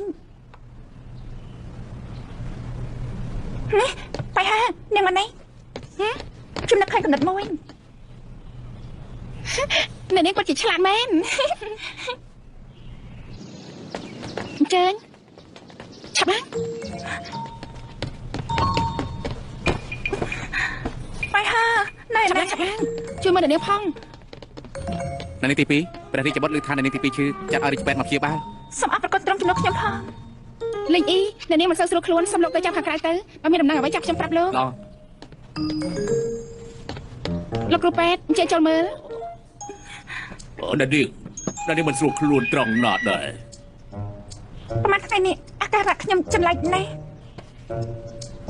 រងាញញ័រទៅជាដៃជើងបែបដងចុកអូនណែលោកគ្រូដឹងថានេះគឺជាជំងឺអីទេ ប្រហែលថ្ងៃនេះតើប្រហែលថ្ងៃមក ម្សិលមិញខ្ញុំមើលសភៅនៅក្នុងបន្ទប់សន្និមានអាការៈថ្លែងឈឺតទាំងខ្លួនឯងដេកត្រង់មិនបាន អ្នកនាងមានអាការៈអ្វីទៅឲ្យខ្ញុំពិនិត្យមើលបន្តិចមក ពេលនេះអត់មានអីទេប៉ុន្តែពិតជាពិបាកពេញខ្លួនទាំងអស់ អ្នកនាងជំងឺនេះលឿនពេកហើយជាជំងឺគ្រោះថ្នាក់ណាស់ចាំខ្ញុំជួយស្ទង់ជីបចោឲ្យទៅចុះ ស្ទង់ជិបចោពេលនេះជិបចោខ្ញុំចុកខ្សោយខ្លាចតែមើលមិនដឹងទេគ្រូពេទ្យស្ដាប់ខ្ញុំរៀបរាប់បានទេហើយចាំបញ្ឆៃតាមក្រៅ ខ្ញុំធ្វើពេទ្យទៀមមើលស្ដាប់ហើយនឹងសួរការប៉ះផ្ទាល់ជាជំរឿនសំខាន់បំផុតហើយបើមិនស្ទង់ជីបចោមិនអាចធ្វើរោគវិនិច្ឆ័យបានទេអ្នកនាងទី2ពេលនេះសូមអ្នកនាងហុចដៃមក យល់ល្អខ្ញុំគួរតែគួរឲ្យមើលត្រូវហើយគួរឲ្យលោកមើល គួរ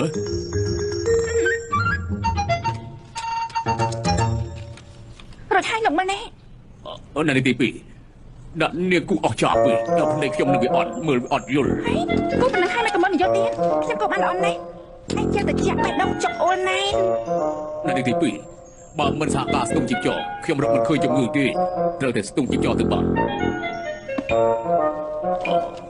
មកធ្វើជាទៅបាន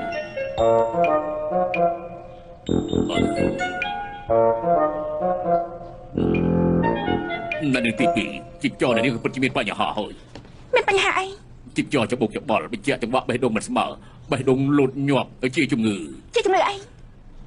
ជំងឺនិយាយកុហកបោកប្រាស់អ្នកនាងទី2ខ្ញុំរវល់ខ្លាំងណាស់អ្នកនាងសុខភាពល្អ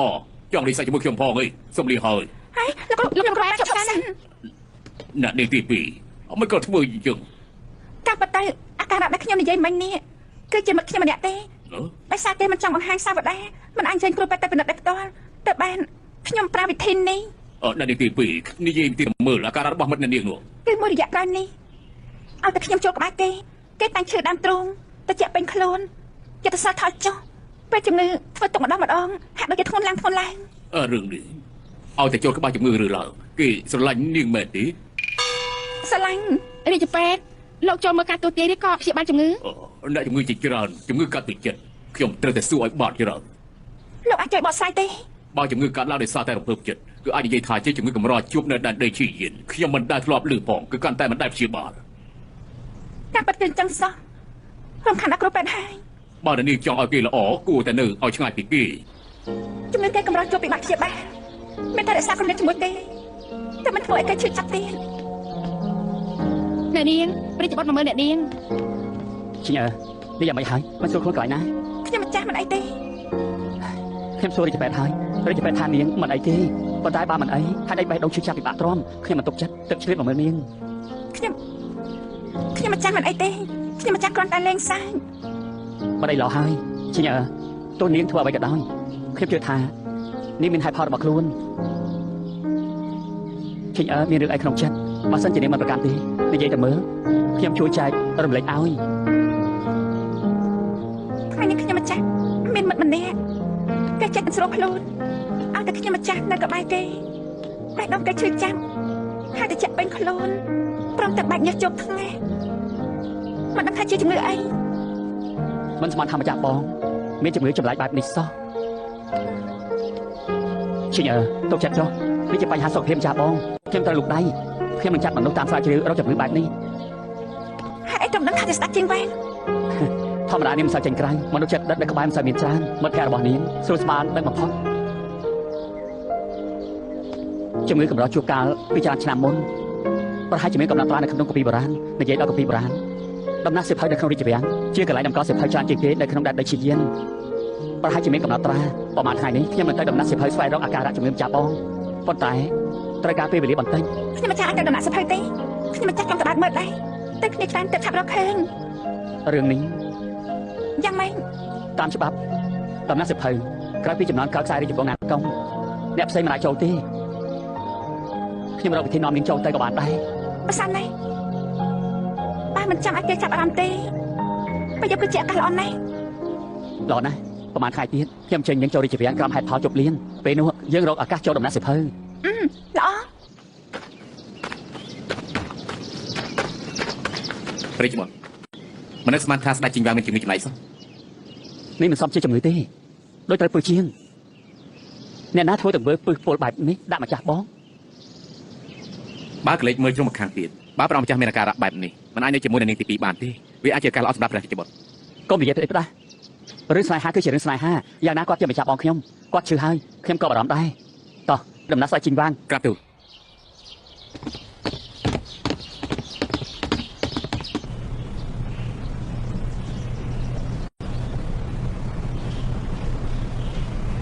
ម្ចាស់បងកុំឲ្យយកឈិញទៀតអី មានន័យថាហេតុអីនិយាយរឿងនេះប្រាប់បង ចង់ឲ្យម្ចាស់បងល្អចង់ឲ្យនាងល្អអ្នកទាំងពីរនៅជាមួយគ្នាគ្មានផលល្អទេ ម្យ៉ាងនេះនឹងមិនមែនជាអនាគតស្រ័យទេ ប៉ុន្តែម្ចាស់បងដឹងច្បាស់បើម្ចាស់បងនៅជាមួយនាងបេះដូងឈឺចាប់បើនៅតែបែបនេះម្ចាស់បងនឹងអស់ជីវិតមិនខាន មិនបានចៃដឹង ឈិញប្រាប់ខ្ញុំទៅជួបនាង គេនៅជាយានទៀតគេប្រាប់ឲ្យធ្វើម៉េចខ្លះ ម្ចាស់បងប្រហែលជាព្រមលិខិតលេងសើចនឹងមនុស្សអ្នកទាំងពីរនៅជាមួយគ្នាគ្មានផលល្អទេបើនៅតែអញ្ចឹងមានតែបំផ្លាញគ្នាទៅវិញទៅមកដល់ខ្លួននៅតាន់ពេលខ្ញុំមិនចង់ឲ្យអ្នកណាម្នាក់រងគ្រោះឈឺចាប់ទេ បងត្រូវនាងសិន នាងប្រហែលជាមិនចង់ជួបម្ចាស់បងទេ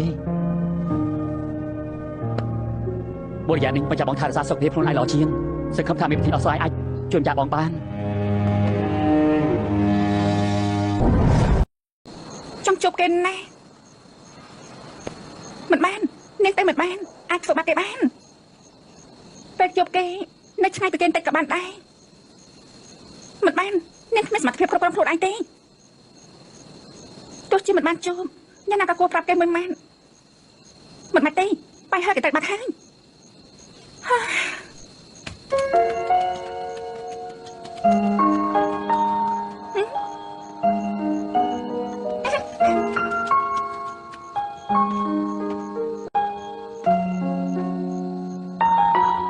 ជ្រុំទៅ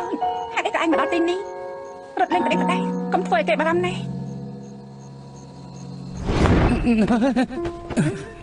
ហេតុអីក៏ចេះតែយល់សពឃើញអញ្ចឹង អ្នកដឹងថាខ្ញុំជាអ្នកណាទេ ប្រកាសជាដឹងត្រង់គឺកញ្ជ្រោងតូនរៀបអីថាចាំមិនបាន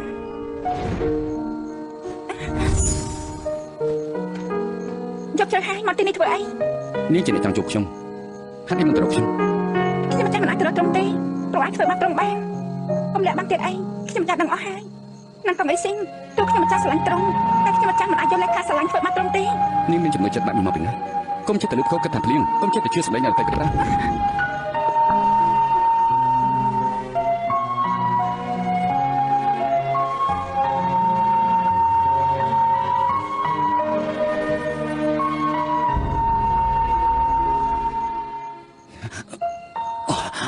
លេខខ្ញុំមិនចាស់នឹងកុំអីស៊ីងយើងកុំជប់មកគ្នាទៀតអី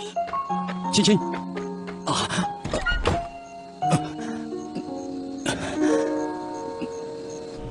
អាការៈជំងឺរបស់ឯងលាក់ចិត្តយ៉ាងនេះហេតុអីបានជាឈិញដឹង ប្រហែលជាលោកហងជូជាអ្នកប្រាប់នាងដើម្បីរៀបរៀងពួកខ្ញុំនៅជាមួយគ្នា លោកហងជូហ៎ អញធ្វើខ្ញុំយកកាន់តែច្បាស់ហេតុអីនៅសុកខ្ញុំស្រាប់តែមានជាមួយចម្លែកបែបនេះលោកត្រាតែមិនមែនជាជំងឺវាគឺជាពឹសខ្ញុំត្រូវតែកម្ចាត់ពឹសនេះឲ្យបានឆាប់ ខ្ញុំធ្លាប់និយាយប្រាប់ឯងហើយមនុស្សម្នាក់ប្រហែលជាអាចជាបាត់ជំងឺបានគឺលោកគ្រូពេទ្យអូ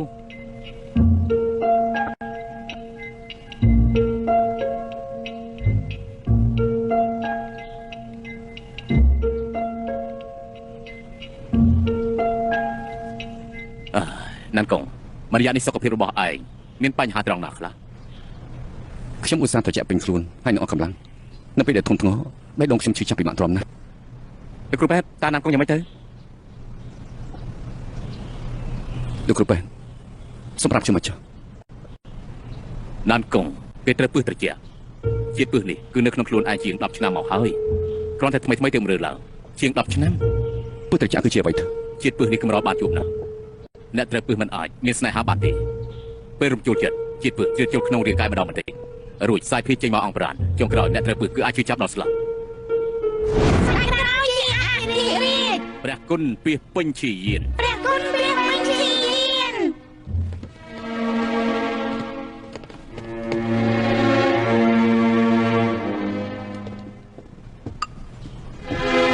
អរព្រះគុណព្រះមេដាអរព្រះគុណព្រះមេដាហាត់ឲ្យមែនទេហូបទៅ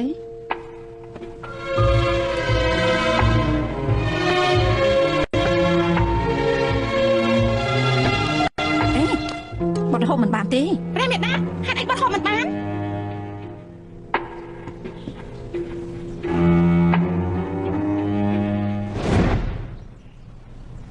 អ្នកណាធ្វើពឹសពុលយ៉ាងនេះដាក់ឯងណាមួយកាលនោះឯងនៅជាកូនក្មេងនៅឡើយ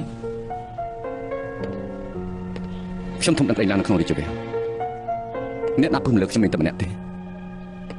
គឺព្រះមហេសីលោកគ្រូពេទ្យតើមានវិធីភាសាពឹសនេះទេ ពឹសត្រជាក់គេផ្ដោតទៅលើមនុស្សដែលមានយុទ្ធសាស្ត្រជាលោកពេលនេះគ្មានវិធីអាចបន្សាបពឹសមិនទេគ្រូពេទ្យពិតជាខ្ញុំចូលបាយបែបផ្សេងទេទោះជាមាននយោបាយមានត្រឹមតែធ្វើឲ្យពឹសត្រជាក់ពន្យាពេលឬឡើងតែប៉ុណ្ណោះ សូមលោកនិយាយមកចុះ ខ្ញុំអាចបញ្ចូលប្រាក់ទៅក្នុងខ្លួនចំទីតាំងបេះដូងជីបចរអ៊ីងឈួនគឺអាចពន្យាពេលនៃការរើឡើងនៃជាតិពឹសប៉ុន្តែវិធីនេះมันអាចជាដាច់បានទេពឹសត្រជាក់ប្រសំខាន់លើមនុស្សដែលមានយុទ្ធសាស្ត្រខ្ញុំបញ្ចូលប្រាក់គឺអាចរៀបរៀងយុទ្ធសាស្ត្ររបស់ឯងមិនអាចប្រើយុទ្ធសាស្ត្របានទេបើឯងមិនខំប្រើយុទ្ធសាស្ត្រនោះឈាមឯងនឹងដើរវិញជារះធ្វើឲ្យបញ្ចូលប្រាក់នឹងបាក់ហើយពេលនោះរាងកាយរបស់ឯងនឹងខូចខាតធ្ងន់ធ្ងរបើធ្ងន់គឺត្រូវបាត់បង់យុទ្ធសាស្ត្រឬក៏ត្រូវអស់ជីវិត លោកគ្រូពេទ្យមិនអីទេជួយចាំមកចូលប្រាក់ខ្ញុំទៅ ណានកងអាចគួរទេតែដែលជាយិត្តពេលនេះមានមនុស្សប្រមាណអ្នកដែលគុំគួរលើឯងបើអាចបាត់បង់យុទ្ធសាស្ត្រអាចទៅជួយគេយ៉ាងម៉េច សឹកខ្ញុំមិនអាចបោះបង់ជីបានទេបើសិនជាឯងបានជួបរឿងដូចខ្ញុំនេះតើឯងសុខចិត្តបោះបង់បានជីទេ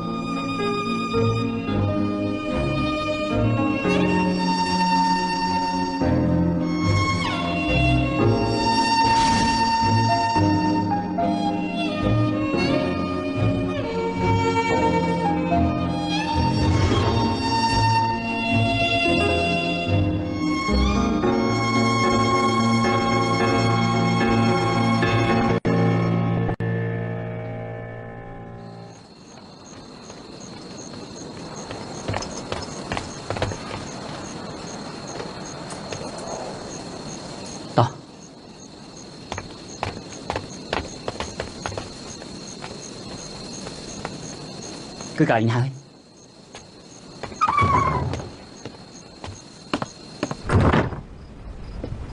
ដំណាក់សិភៅមានសិភៅគ្រប់យ៉ាងទាំងអស់តាំងពីមុនកកើតដល់ដីជាយានក៏អាចមានសិភៅមួយចំនួននៅទីនេះ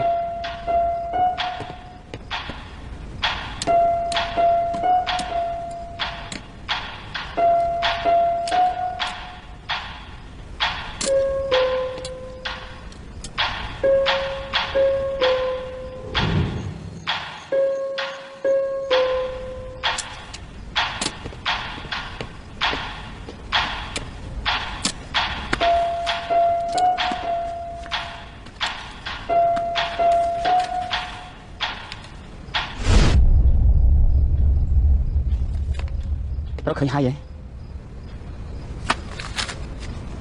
ពើត្រជាគួរឲ្យស្ដាយគ្មានវិធីបន្សាបពើ ហេតុអីក៏មិនកត់ត្រាទុកយ៉ាងនេះខ្ញុំម្ចាស់រត់ទៀន បណ្ណានៅខាងក្នុង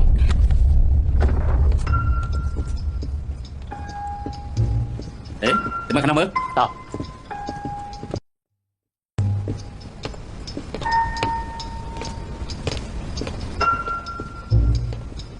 ចម្លែកមែនមុននេះដូចជាលឺសំឡេងច្បាស់ណាស់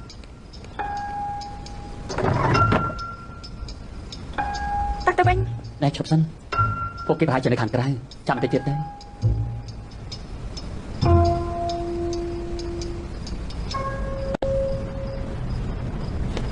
អ្នកនាង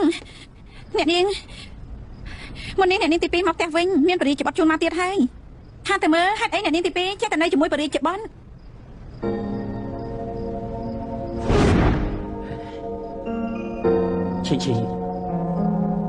ឈី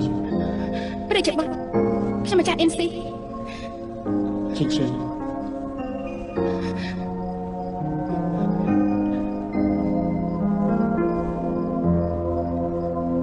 ុំម្ចាស់ស្ម័គ្រចិត្តមិនស្ដាយក្រោយទេខ្ញុំម្ចាស់ដឹងជប់នោះរឿងកើតឡើងភ្លាមប៉ុន្តែដើម្បីរាជបុត្រឲ្យខ្ញុំម្ចាស់ធ្វើអ្វីក៏ព្រមដែរ មិនក៏អញ្ចឹង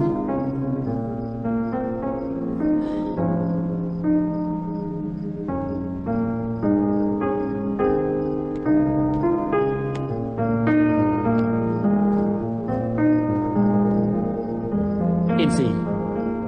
នេះដឹងហើយស្ថានភាពយុគនោះអាចចេញពីការបង្ខំចិត្តបើពិតជាមានរឿងអ្វីកើតឡើងមែនមិនមែនជាបំណងខ្ញុំមិនក៏បាញ់មាន ខ្ញុំម្ចាស់មិនមែនមកបន្ទោសរាជបុត្រទេខ្ញុំម្ចាស់ធ្វើនេះគ្រាន់តែចង់នៅជាមួយនឹងព្រះរាជបុត្រ អ៊ីនស៊ីនេះដឹងហើយខ្ញុំមានមនុស្សក្នុងចិត្តខ្ញុំនៅជាមួយនាងវាជាការបំផ្លាញនាងទៅវិញទេខ្ញុំមិនខាតមិនធ្វើអញ្ចឹងទេរឿងដែលកើតឡើងយប់នោះខ្ញុំសុខចិត្តធ្វើគ្រប់យ៉ាងបើសងនាងវិញប៉ុន្តែខ្ញុំមិនអាចបត់ដើម្បីដងខ្លួនឯងទេ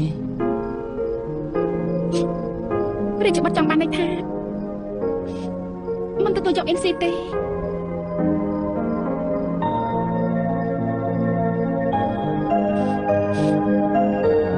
ខ្ញុំចាស់ដឹងហើយខ្ញុំមិនចាំមិនត្រូវការរាជបុត្របើសងអ្វីទេហើយក៏គ្មានអ្វីអាចបើសងខ្ញុំចាស់បានដែរតើតែបេះដូងរបស់ទ្រង់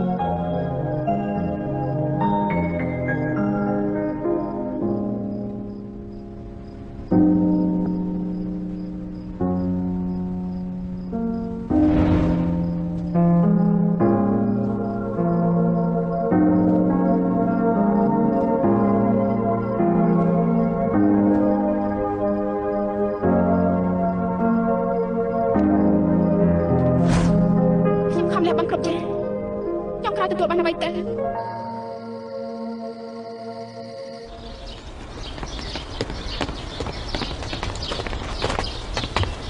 ខំអង្គមព្រះអម្ចាស់ ទុំកុំថ្លែងកុំលី នាងរបស់យើងនៅណាដែរ អ្នកនាងតាំងពីថ្ងៃនេះតើដេកសម្លៀកបំពាក់បាត់ហើយមិននៅផ្ទះទេ នាងចេញទៅក្រៅមិននាំនាងទៅទេ អេព្រះអម្ចាស់អ្នកនាងពិតជាមិននៅផ្ទះមែន ណែគេមិនចង់ជួបខ្ញុំមែនទេ មិនមែនទេព្រះអម្ចាស់ បាទនាងប្រាប់ជិញ្ជិញទៅថាថ្ងៃនេះខ្ញុំរងចាំគេនៅទីនេះ ព្រះពរហើយគេពិតជានិយាយចឹងមែនទេមែនហើយអ្នកនាងព្រះអម្ចាស់ប្រាប់ថាថ្ងៃនេះបើមិនបានជួបអ្នកនាងទេទ្រង់មិនទៅណាទេយកល្អអ្នកនាងទៅជួបទ្រង់បន្តិចទៅសុខភាពគេទៅគាត់បានតែបើគេជួបខ្ញុំឲ្យធ្វើទុកទៀតនោះគិតយ៉ាងម៉េចប៉ុន្តែខ្ញុំឃើញទឹកប្រភពរបស់ទ្រង់មិនសូវល្អទេបើទ្រង់រងចាំខាងក្រៅរហូតហើយអ្នកក្រៅគេឃើញខ្លាចថាគេនិយាយមិនល្អ ចុះបានលោកម្ចាស់ជួបនឹងព្រះអង្គម្ចាស់នោះ នាងហៅអាហ្វូឲ្យយើងចុះមកសម្រាប់តិចទៅ ចា ជប់សិនទោះជាគេមកក៏គេមិនបានជួបខ្ញុំដែរនាងមិនបាច់ទៅទេថាមិនត្រូវគេចាំយូរពេកទៅវិញហើយក៏ថាបាន អ្នកនាងគិតថាពួនត្រង់ដល់ពេលណាទៀត មិនពេលរកវិធីបន្សាពុទ្ធជាបានមានតែខ្ញុំកិច្ចមុខសិនអ្នកនាងលោកឈិញម្នាក់នេះប្រកាសលេងល្បែងស្នេហាឲ្យស្ដេចជីងវាងរងចាំនៅមាត់ទ្វារភូមិមួយគ្រឿង ហេតុអីឈិញមិនជួបគេ ធ្វើរពាននឹងណាគេគ្រាន់តែញាក់ញាក់បន្តែងអាចធ្វើឲ្យស្ដេចជីងវាងនិងបរិយាបទវិលក្បំដោយសារគេ ចាំជូអញថាខ្ញុំនឹងឈិញប្រៀបធៀបគ្នាខ្ញុំអត់ជាគេឆ្ងាយមែនទេ អ្នកនាងមិនក៏អ្នកនាងគិតអញ្ចឹងអ្នកនាងទន់ភ្លន់ត្រឹមត្រូវយល់ច្បាប់ទម្លាប់យល់កិច្ចការធំតែលោកឈិញមិនអាចប្រៀបអ្នកនាងបាន ខ្ញុំមិនអត់ដូចអញគិតទេខ្ញុំយកផ្លែហ្វូសាំងលាក់បាំងឈិញក៏ហប់ដូចជាបថាខ្ញុំនឹងត្រង់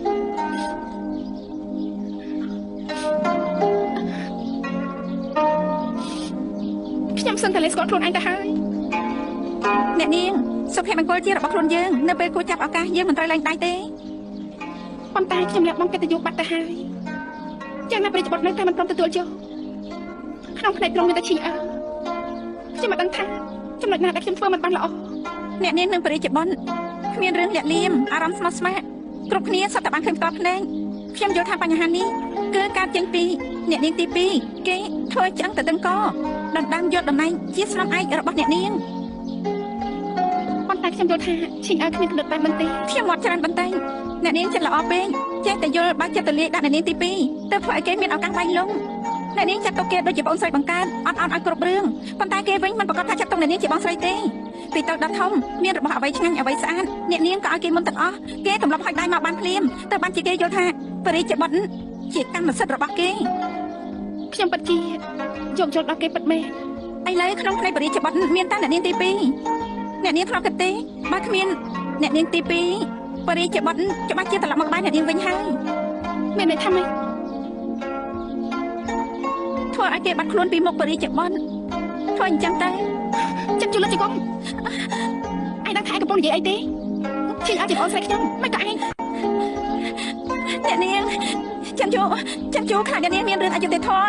អ្នកនាងទី2អាត្មានិយមម្ដងហើយម្ដងទៀតដណ្ដើមយកអ្វីគ្រប់យ៉ាងដែលជារបស់អ្នកនាងមិនដែលខ្វល់ពីអារម្មណ៍អ្នកនាងទេខ្ញុំពិតជាគិតមិនយល់ហេតុអីបានជាអ្នកនាងចេះតែគិតដល់គេគ្រប់ពេល សម្រាប់ឯងថ្ងៃនេះខ្ញុំចាត់ទុកថាឯងមិនបាននិយាយថ្ងៃក្រោយចប់រំលឹកទៀត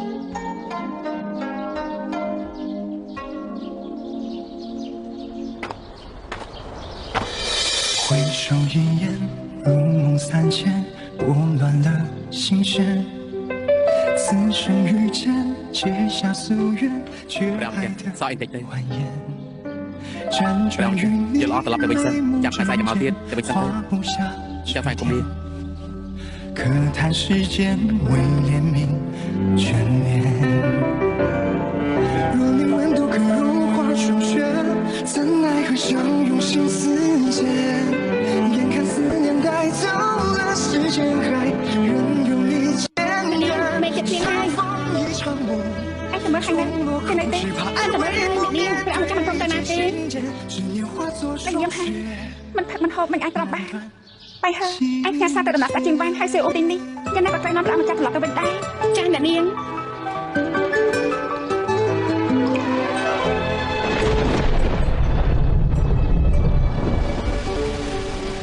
太多誓言还未兑现，流逝于指尖，仿佛明天神话一片。若你温度可融化霜雪，怎奈何相拥心似箭？眼看思念带走了时间，还任由你渐远。相逢一场梦，终落空，只怕爱为我面对尽心间，只能化作霜雪，难断情结。只愿伤痛不让你看见，梦里共度沧海桑田。镜子向来就无人能解，在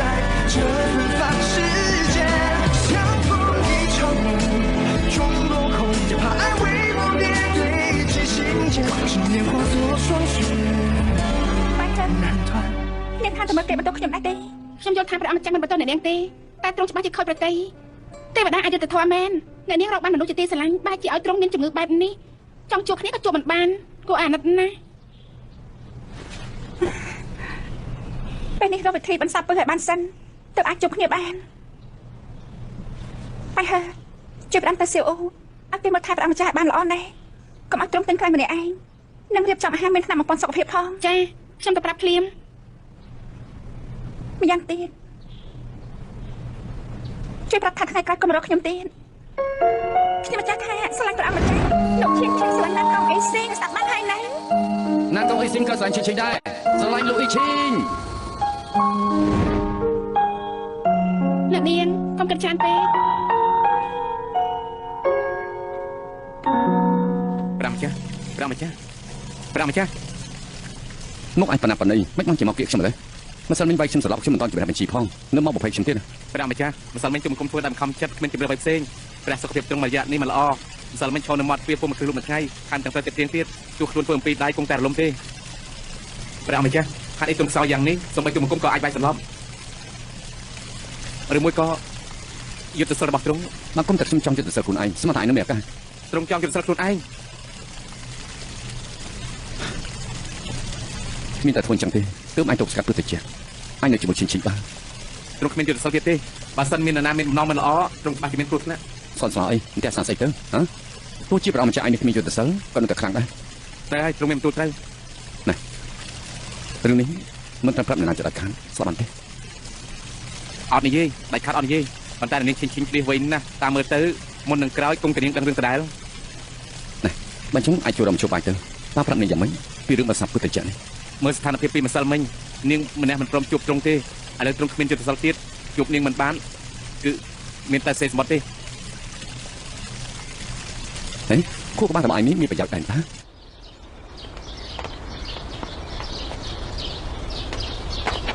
ឈិញអើ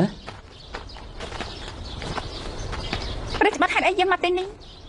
ខ្ញុំដឹងនាងនៅខ្វាយខ្វល់ស្ថានភាពប្រជុំរបស់ម្ចាស់បងនេះជារូបមន្តសម្ងាត់ដែលខ្ញុំព្យាយាមស្វែងរកប្រហែលថ្ងៃទើបយកមកឲ្យនាងសង្ឃឹមថានាងអាចប្រាប់បាន អរគុណណាស់ កុំគួរសមអីខ្ញុំក៏សង្ឃឹមថាអាចជួយអ្វីបានខ្លះចំពោះព្រះរកម្ចាស់បង សង្ឃឹមថាព្រះរកគ្រងនឹងឆាប់ជាសះស្បើយ ឈិញអើរឿងតាមរកអសត់មិនអាចបង្ខំបានទេ3ថ្ងៃក្រោយដល់ថ្ងៃបុណ្យតាំងគោមអូអស់ជាងគេនៅដែរដីជាយានយើងយកល្អខ្ញុំជូននាងទៅដើរលេងយ៉ាងម៉េចដែរ មនុស្សច្រើនលោឡាមិនចង់ទៅទេបានតែចាំចង់ទៅតែជាមួយបងស្រីក៏បាន ឬថាបុណ្យតាំងគោមអាចបង្ហោះគោមបួងសួងសុំសេរីសុខឲ្យមិត្តភក្តិបងប្អូនគេថាឆុតណាពួកយើងបង្ហោះគោមសុំបួងសួងឲ្យម្ចាស់បង ចាំក៏បានដែរ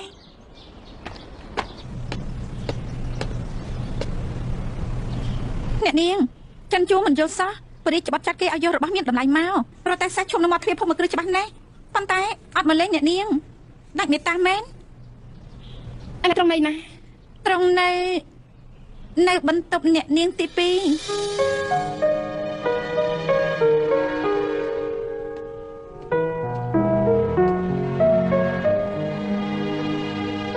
ឡូវអ្នកដល់ថ្នាក់គាត់ទៅមកជួយខ្ញុំមិនព្រោះ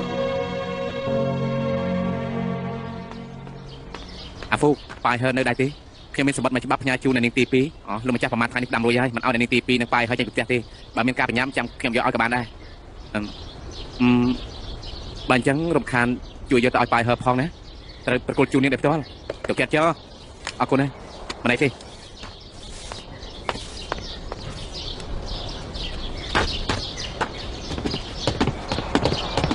នៅណាអាហ្វូលោកម្ចាស់ខ្ញុំយករបស់ទៅជូននៅនាងទី2តែរបស់ស្អី អ្នកបំរើស្ដេចជីងវាងផ្ញើសម្បត្តិមួយច្បាប់ជូននៅនាងទី2ឆាប់ឲ្យមកយើងមកយើងយកឲ្យនៅនាងទី2បាទឮថាម្សិលមិញស្ដេចជីងវាងចាំនៅមាត់ទ្វារពេញមួយថ្ងៃមានរឿងចឹងមែនទេមានរឿងចឹងពិតមែនរងចាំពេញមួយថ្ងៃប៉ុន្តែនៅនាងទី2នៅផ្ទះសោះបែរជាមិនព្រមចេញមកជួបត្រូវចាំឲ្យច្បាស់រឿងនេះមិនអាចផ្សព្វផ្សាយចេញក្រៅទេបាទឲ្យម្យ៉ាងទៀតថ្ងៃក្រោយបើព្រះអង្គម្ចាស់មករកនៅនាងទី2ទៀតនោះកុំប្រាប់នៅនាងទី2ប្រាប់យើងបានហើយបាទខ្ញុំយល់ហើយទៅចុះខ្ញុំទៅវិញហើយ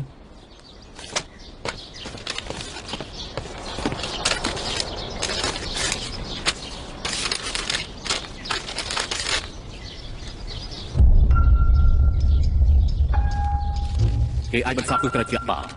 មិនខុសចឹងទៅវិញ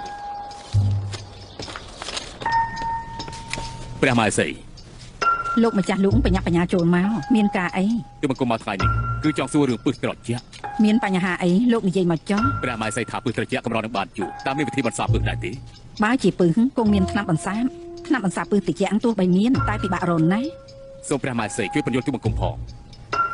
ប្រហែលឆ្នាំមុនអ្នកដែលប្រកួតពឹសតិចឲ្យខ្ញុំធ្លាប់និយាយថ្នាំបន្សាបត្រូវប្រើផ្កាឈើយៀនឆុង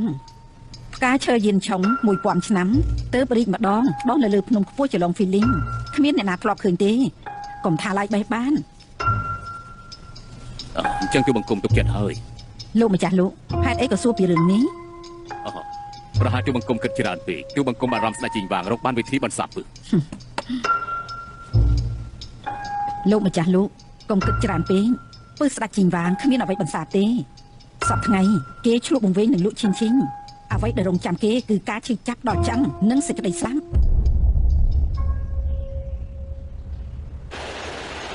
អ្នកនាងមើលសភៅមិនស្គាល់យកថ្ងៃអញ្ចឹងប្រយ័ត្នប៉ះពាល់សុខភាពណាមិនអីទេខ្ញុំមិនងងុយថ្ងៃនេះខ្ញុំត្រូវមើលវាឲ្យអស់បើเราមិនឃើញវិធីបន្សាបពឹសពួកយើងមិនបានជួបគ្នាទេ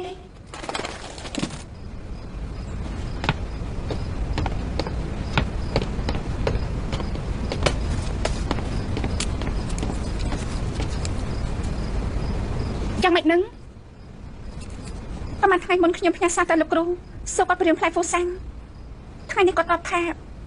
3ខែទៅបាន1ផ្លែម្យ៉ាងទៀតមិនដាំហ្វូសាំងតែម្ដងទេប៉ុន្តែអ្នកនាងទៅព្រៃម៉ាំងហួតដល់ពេលនេះមិនទាន់បាន3ខែទេណាចឹងហេតុបានជាខ្ញុំឆ្ងល់ផ្លែហ្វូសាំងដែលណាត់កងបានមកគេយកមកពីណាអាចបញ្ជាក់បានថាផ្លែហ្វូសាំងដែលស្ដេចជីងវាងយកបានមិនមែនយកបានពីព្រៃម៉ាំងហួងទេគឺយកបានរបស់នៅទីនេះបាត់មិនចឹងអ្នកណាជាអ្នកអាចយកផ្លែហ្វូសាំងនោះទៅបាយហើខ្ញុំមានរឿងមួយអត់អ្នកជួយសឹកឲ្យខ្ញុំតែងខ្ញុំ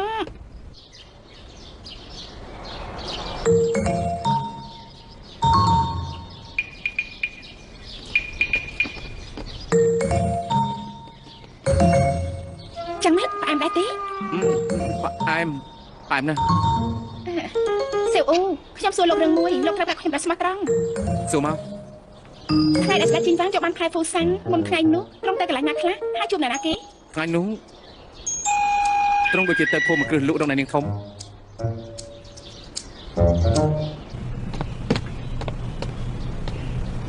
អ្នកនាងទី2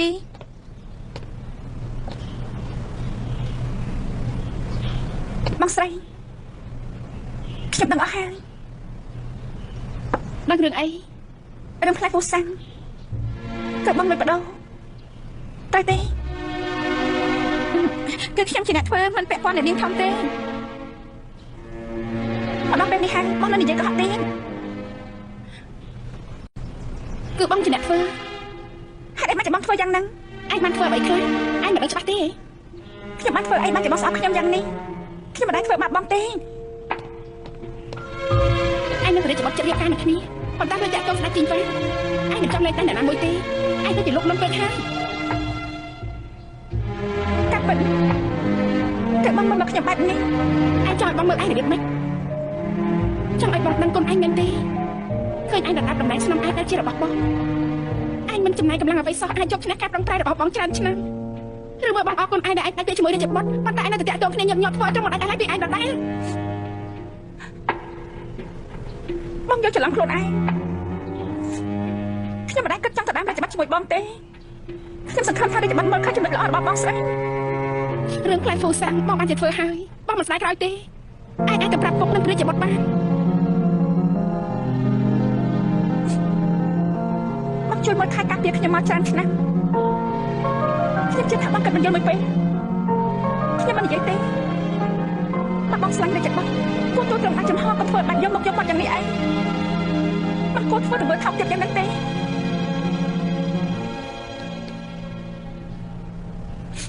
បានមាននៅក្រៅទៀតខ្ញុំមិនបំភ្លេចចោលទេ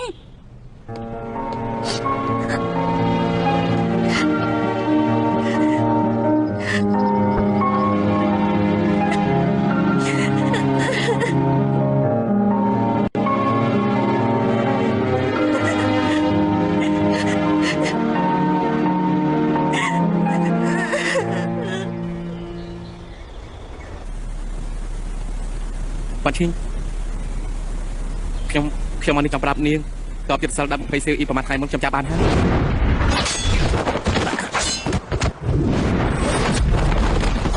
នាំទៅ ពួកវាដាក់សម្រាប់នៅតាមផ្លូវតាមច្បាប់គួរតែប្រហារជីវិតម្យ៉ាងទៀតបានជិញហ៎ខ្ញុំជួយយកថ្នាំឲ្យនាងកុំភ្លេចលាបមុខរបួសមនុស្សស្រីនៅស្លាមសម្រាប់គឺមិនល្អមើលទេអញ្ចឹងខ្ញុំទៅវិញហើយណាំកងរកខ្ញុំមានការ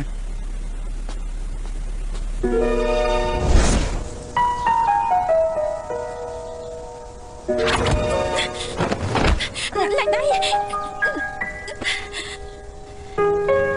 ពាក់ព័ន្ធអីជាមួយលោកថយចេញ មិនផាត់របស់ខ្ញុំចង់រួមណា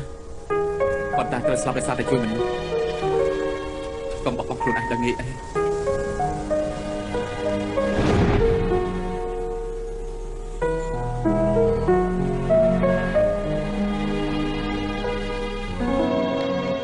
លោកគ្រូប៉ែនលោកគ្រូប៉ែន នៅខាងនេះ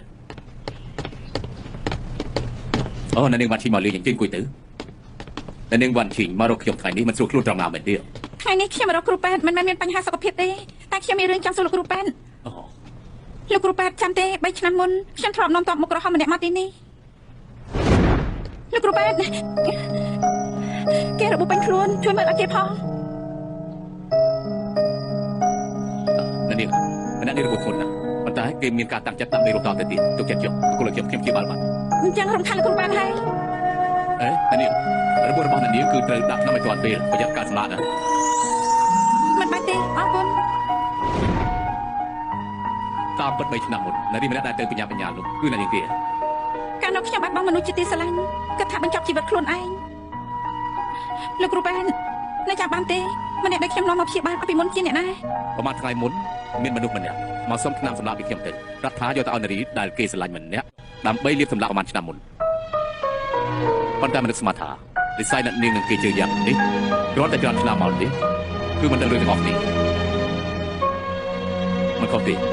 មនុស្សដែលនាងចង់រកនោះគឺស៊ឺខុងទី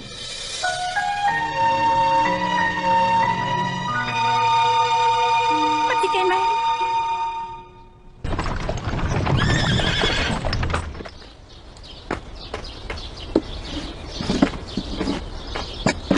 ព្រះរាជបុត្រព្រះរាជបុត្រទូមកគុំទៅជិះនៅទី2 មិនបាច់ទេនិយាយតែខ្លួនឯង បរិជ្ជបនបរិជ្ជបនបរិជ្ជបន ចិនជូអ្នកនាងធំសុខសប្បាយទេ ក្រាបទូលបរិជ្ជបនអ្នកនាងប្រហែលថ្ងៃនេះការຕົកច្រើនបាយទឹកមិនបានបរិជ្ជបនមកលេងអ្នកនាងខ្ញុំម្ចាស់មែនទេអ្នកនាងដឹងច្បាស់ជាស្បែកចិត្តខ្ញុំម្ចាស់តែជម្រាបអ្នកនាង ខ្ញុំ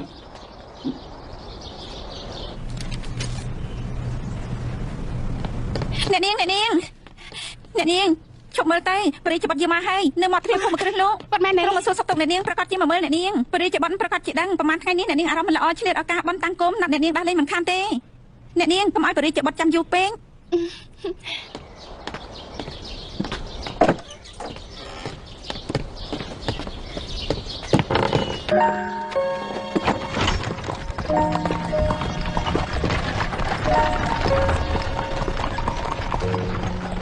អ្នកនាងធំអ្នកនាងទី2ចាំជាមាត់មិនដូចចិត្តមាត់និយាយថាមិនស្រឡាញ់បរិជ្ជបត់ដកពាក្យពីបរិជ្ជបត់តែធៀបពិតមួយថ្ងៃក៏តែតាក់ទងបរិជ្ជបត់អ្នកនាងខ្ញុំអត់ទេប្រហែលថ្ងៃមុនបរិជ្ជបត់ណាស់អ្នកនាងខ្ញុំដើរលេងបន់តាំងគុំបរិជ្ជបត់ជាអ្នកណាអ្នកនាងទី2មានអីគួរសម្ញែងទៅចាំជាផ្នែកអត់មែនឯងនិយាយផ្លែក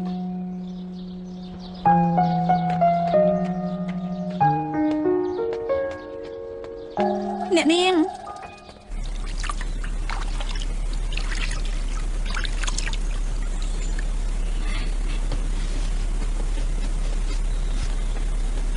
សេយានទៅលេងខាងនោះតែបាទយកតំពាំងបាយជូរឲ្យបងសឹកខំបាទបងសឹកខំ អី បងបានឈិញឲ្យខ្ញុំយកតំពាំងបាយជូរមកឲ្យបង បាត់ឈិញ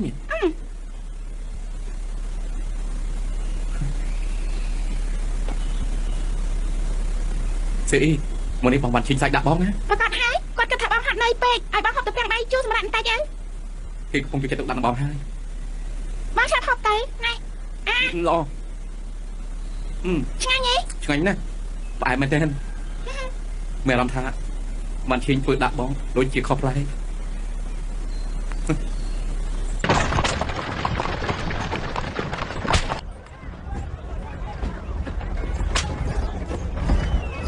ឈិញ ថ្ងៃនេះនាងព្រមដើរលេងថ្ងៃបនតាំងគុំជាមួយខ្ញុំដឹងទេថាខ្ញុំសម្រេចចិត្តប៉ុណ្ណាខ្ញុំមិនដាចូលរួមបនតាំងគុំបែបនេះទេប៉ុន្តែអ៊ូអរយ៉ាងម៉េចទេ ខ្ញុំម្ចាស់ត្រូវពុកឃុំនៅផ្ទះតាំងពីដើមមានខ្លាចជាច្រើនអ្នកដែលជាយានមិនធ្លាប់បានតែង ខ្ញុំក៏ចឹងដែរជាមនុស្សមិនអាចធ្វើអ្វីតាមចិត្តឯងទុកចិត្តចុះថ្ងៃក្រោយខ្ញុំនាំនាងដើរពីពេញដែនដីជាយានឲ្យតែកន្លែងសុបាយ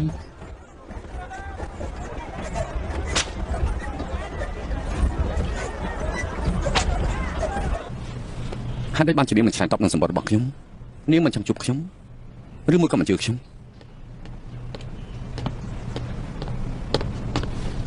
ប្រាចានៅនាងលួងនឹងប្រតិបត្តិចូលរួមបនតាំងគុំ នាងនឹងប្រតិបត្តិចូលរួមបន្តិចគូ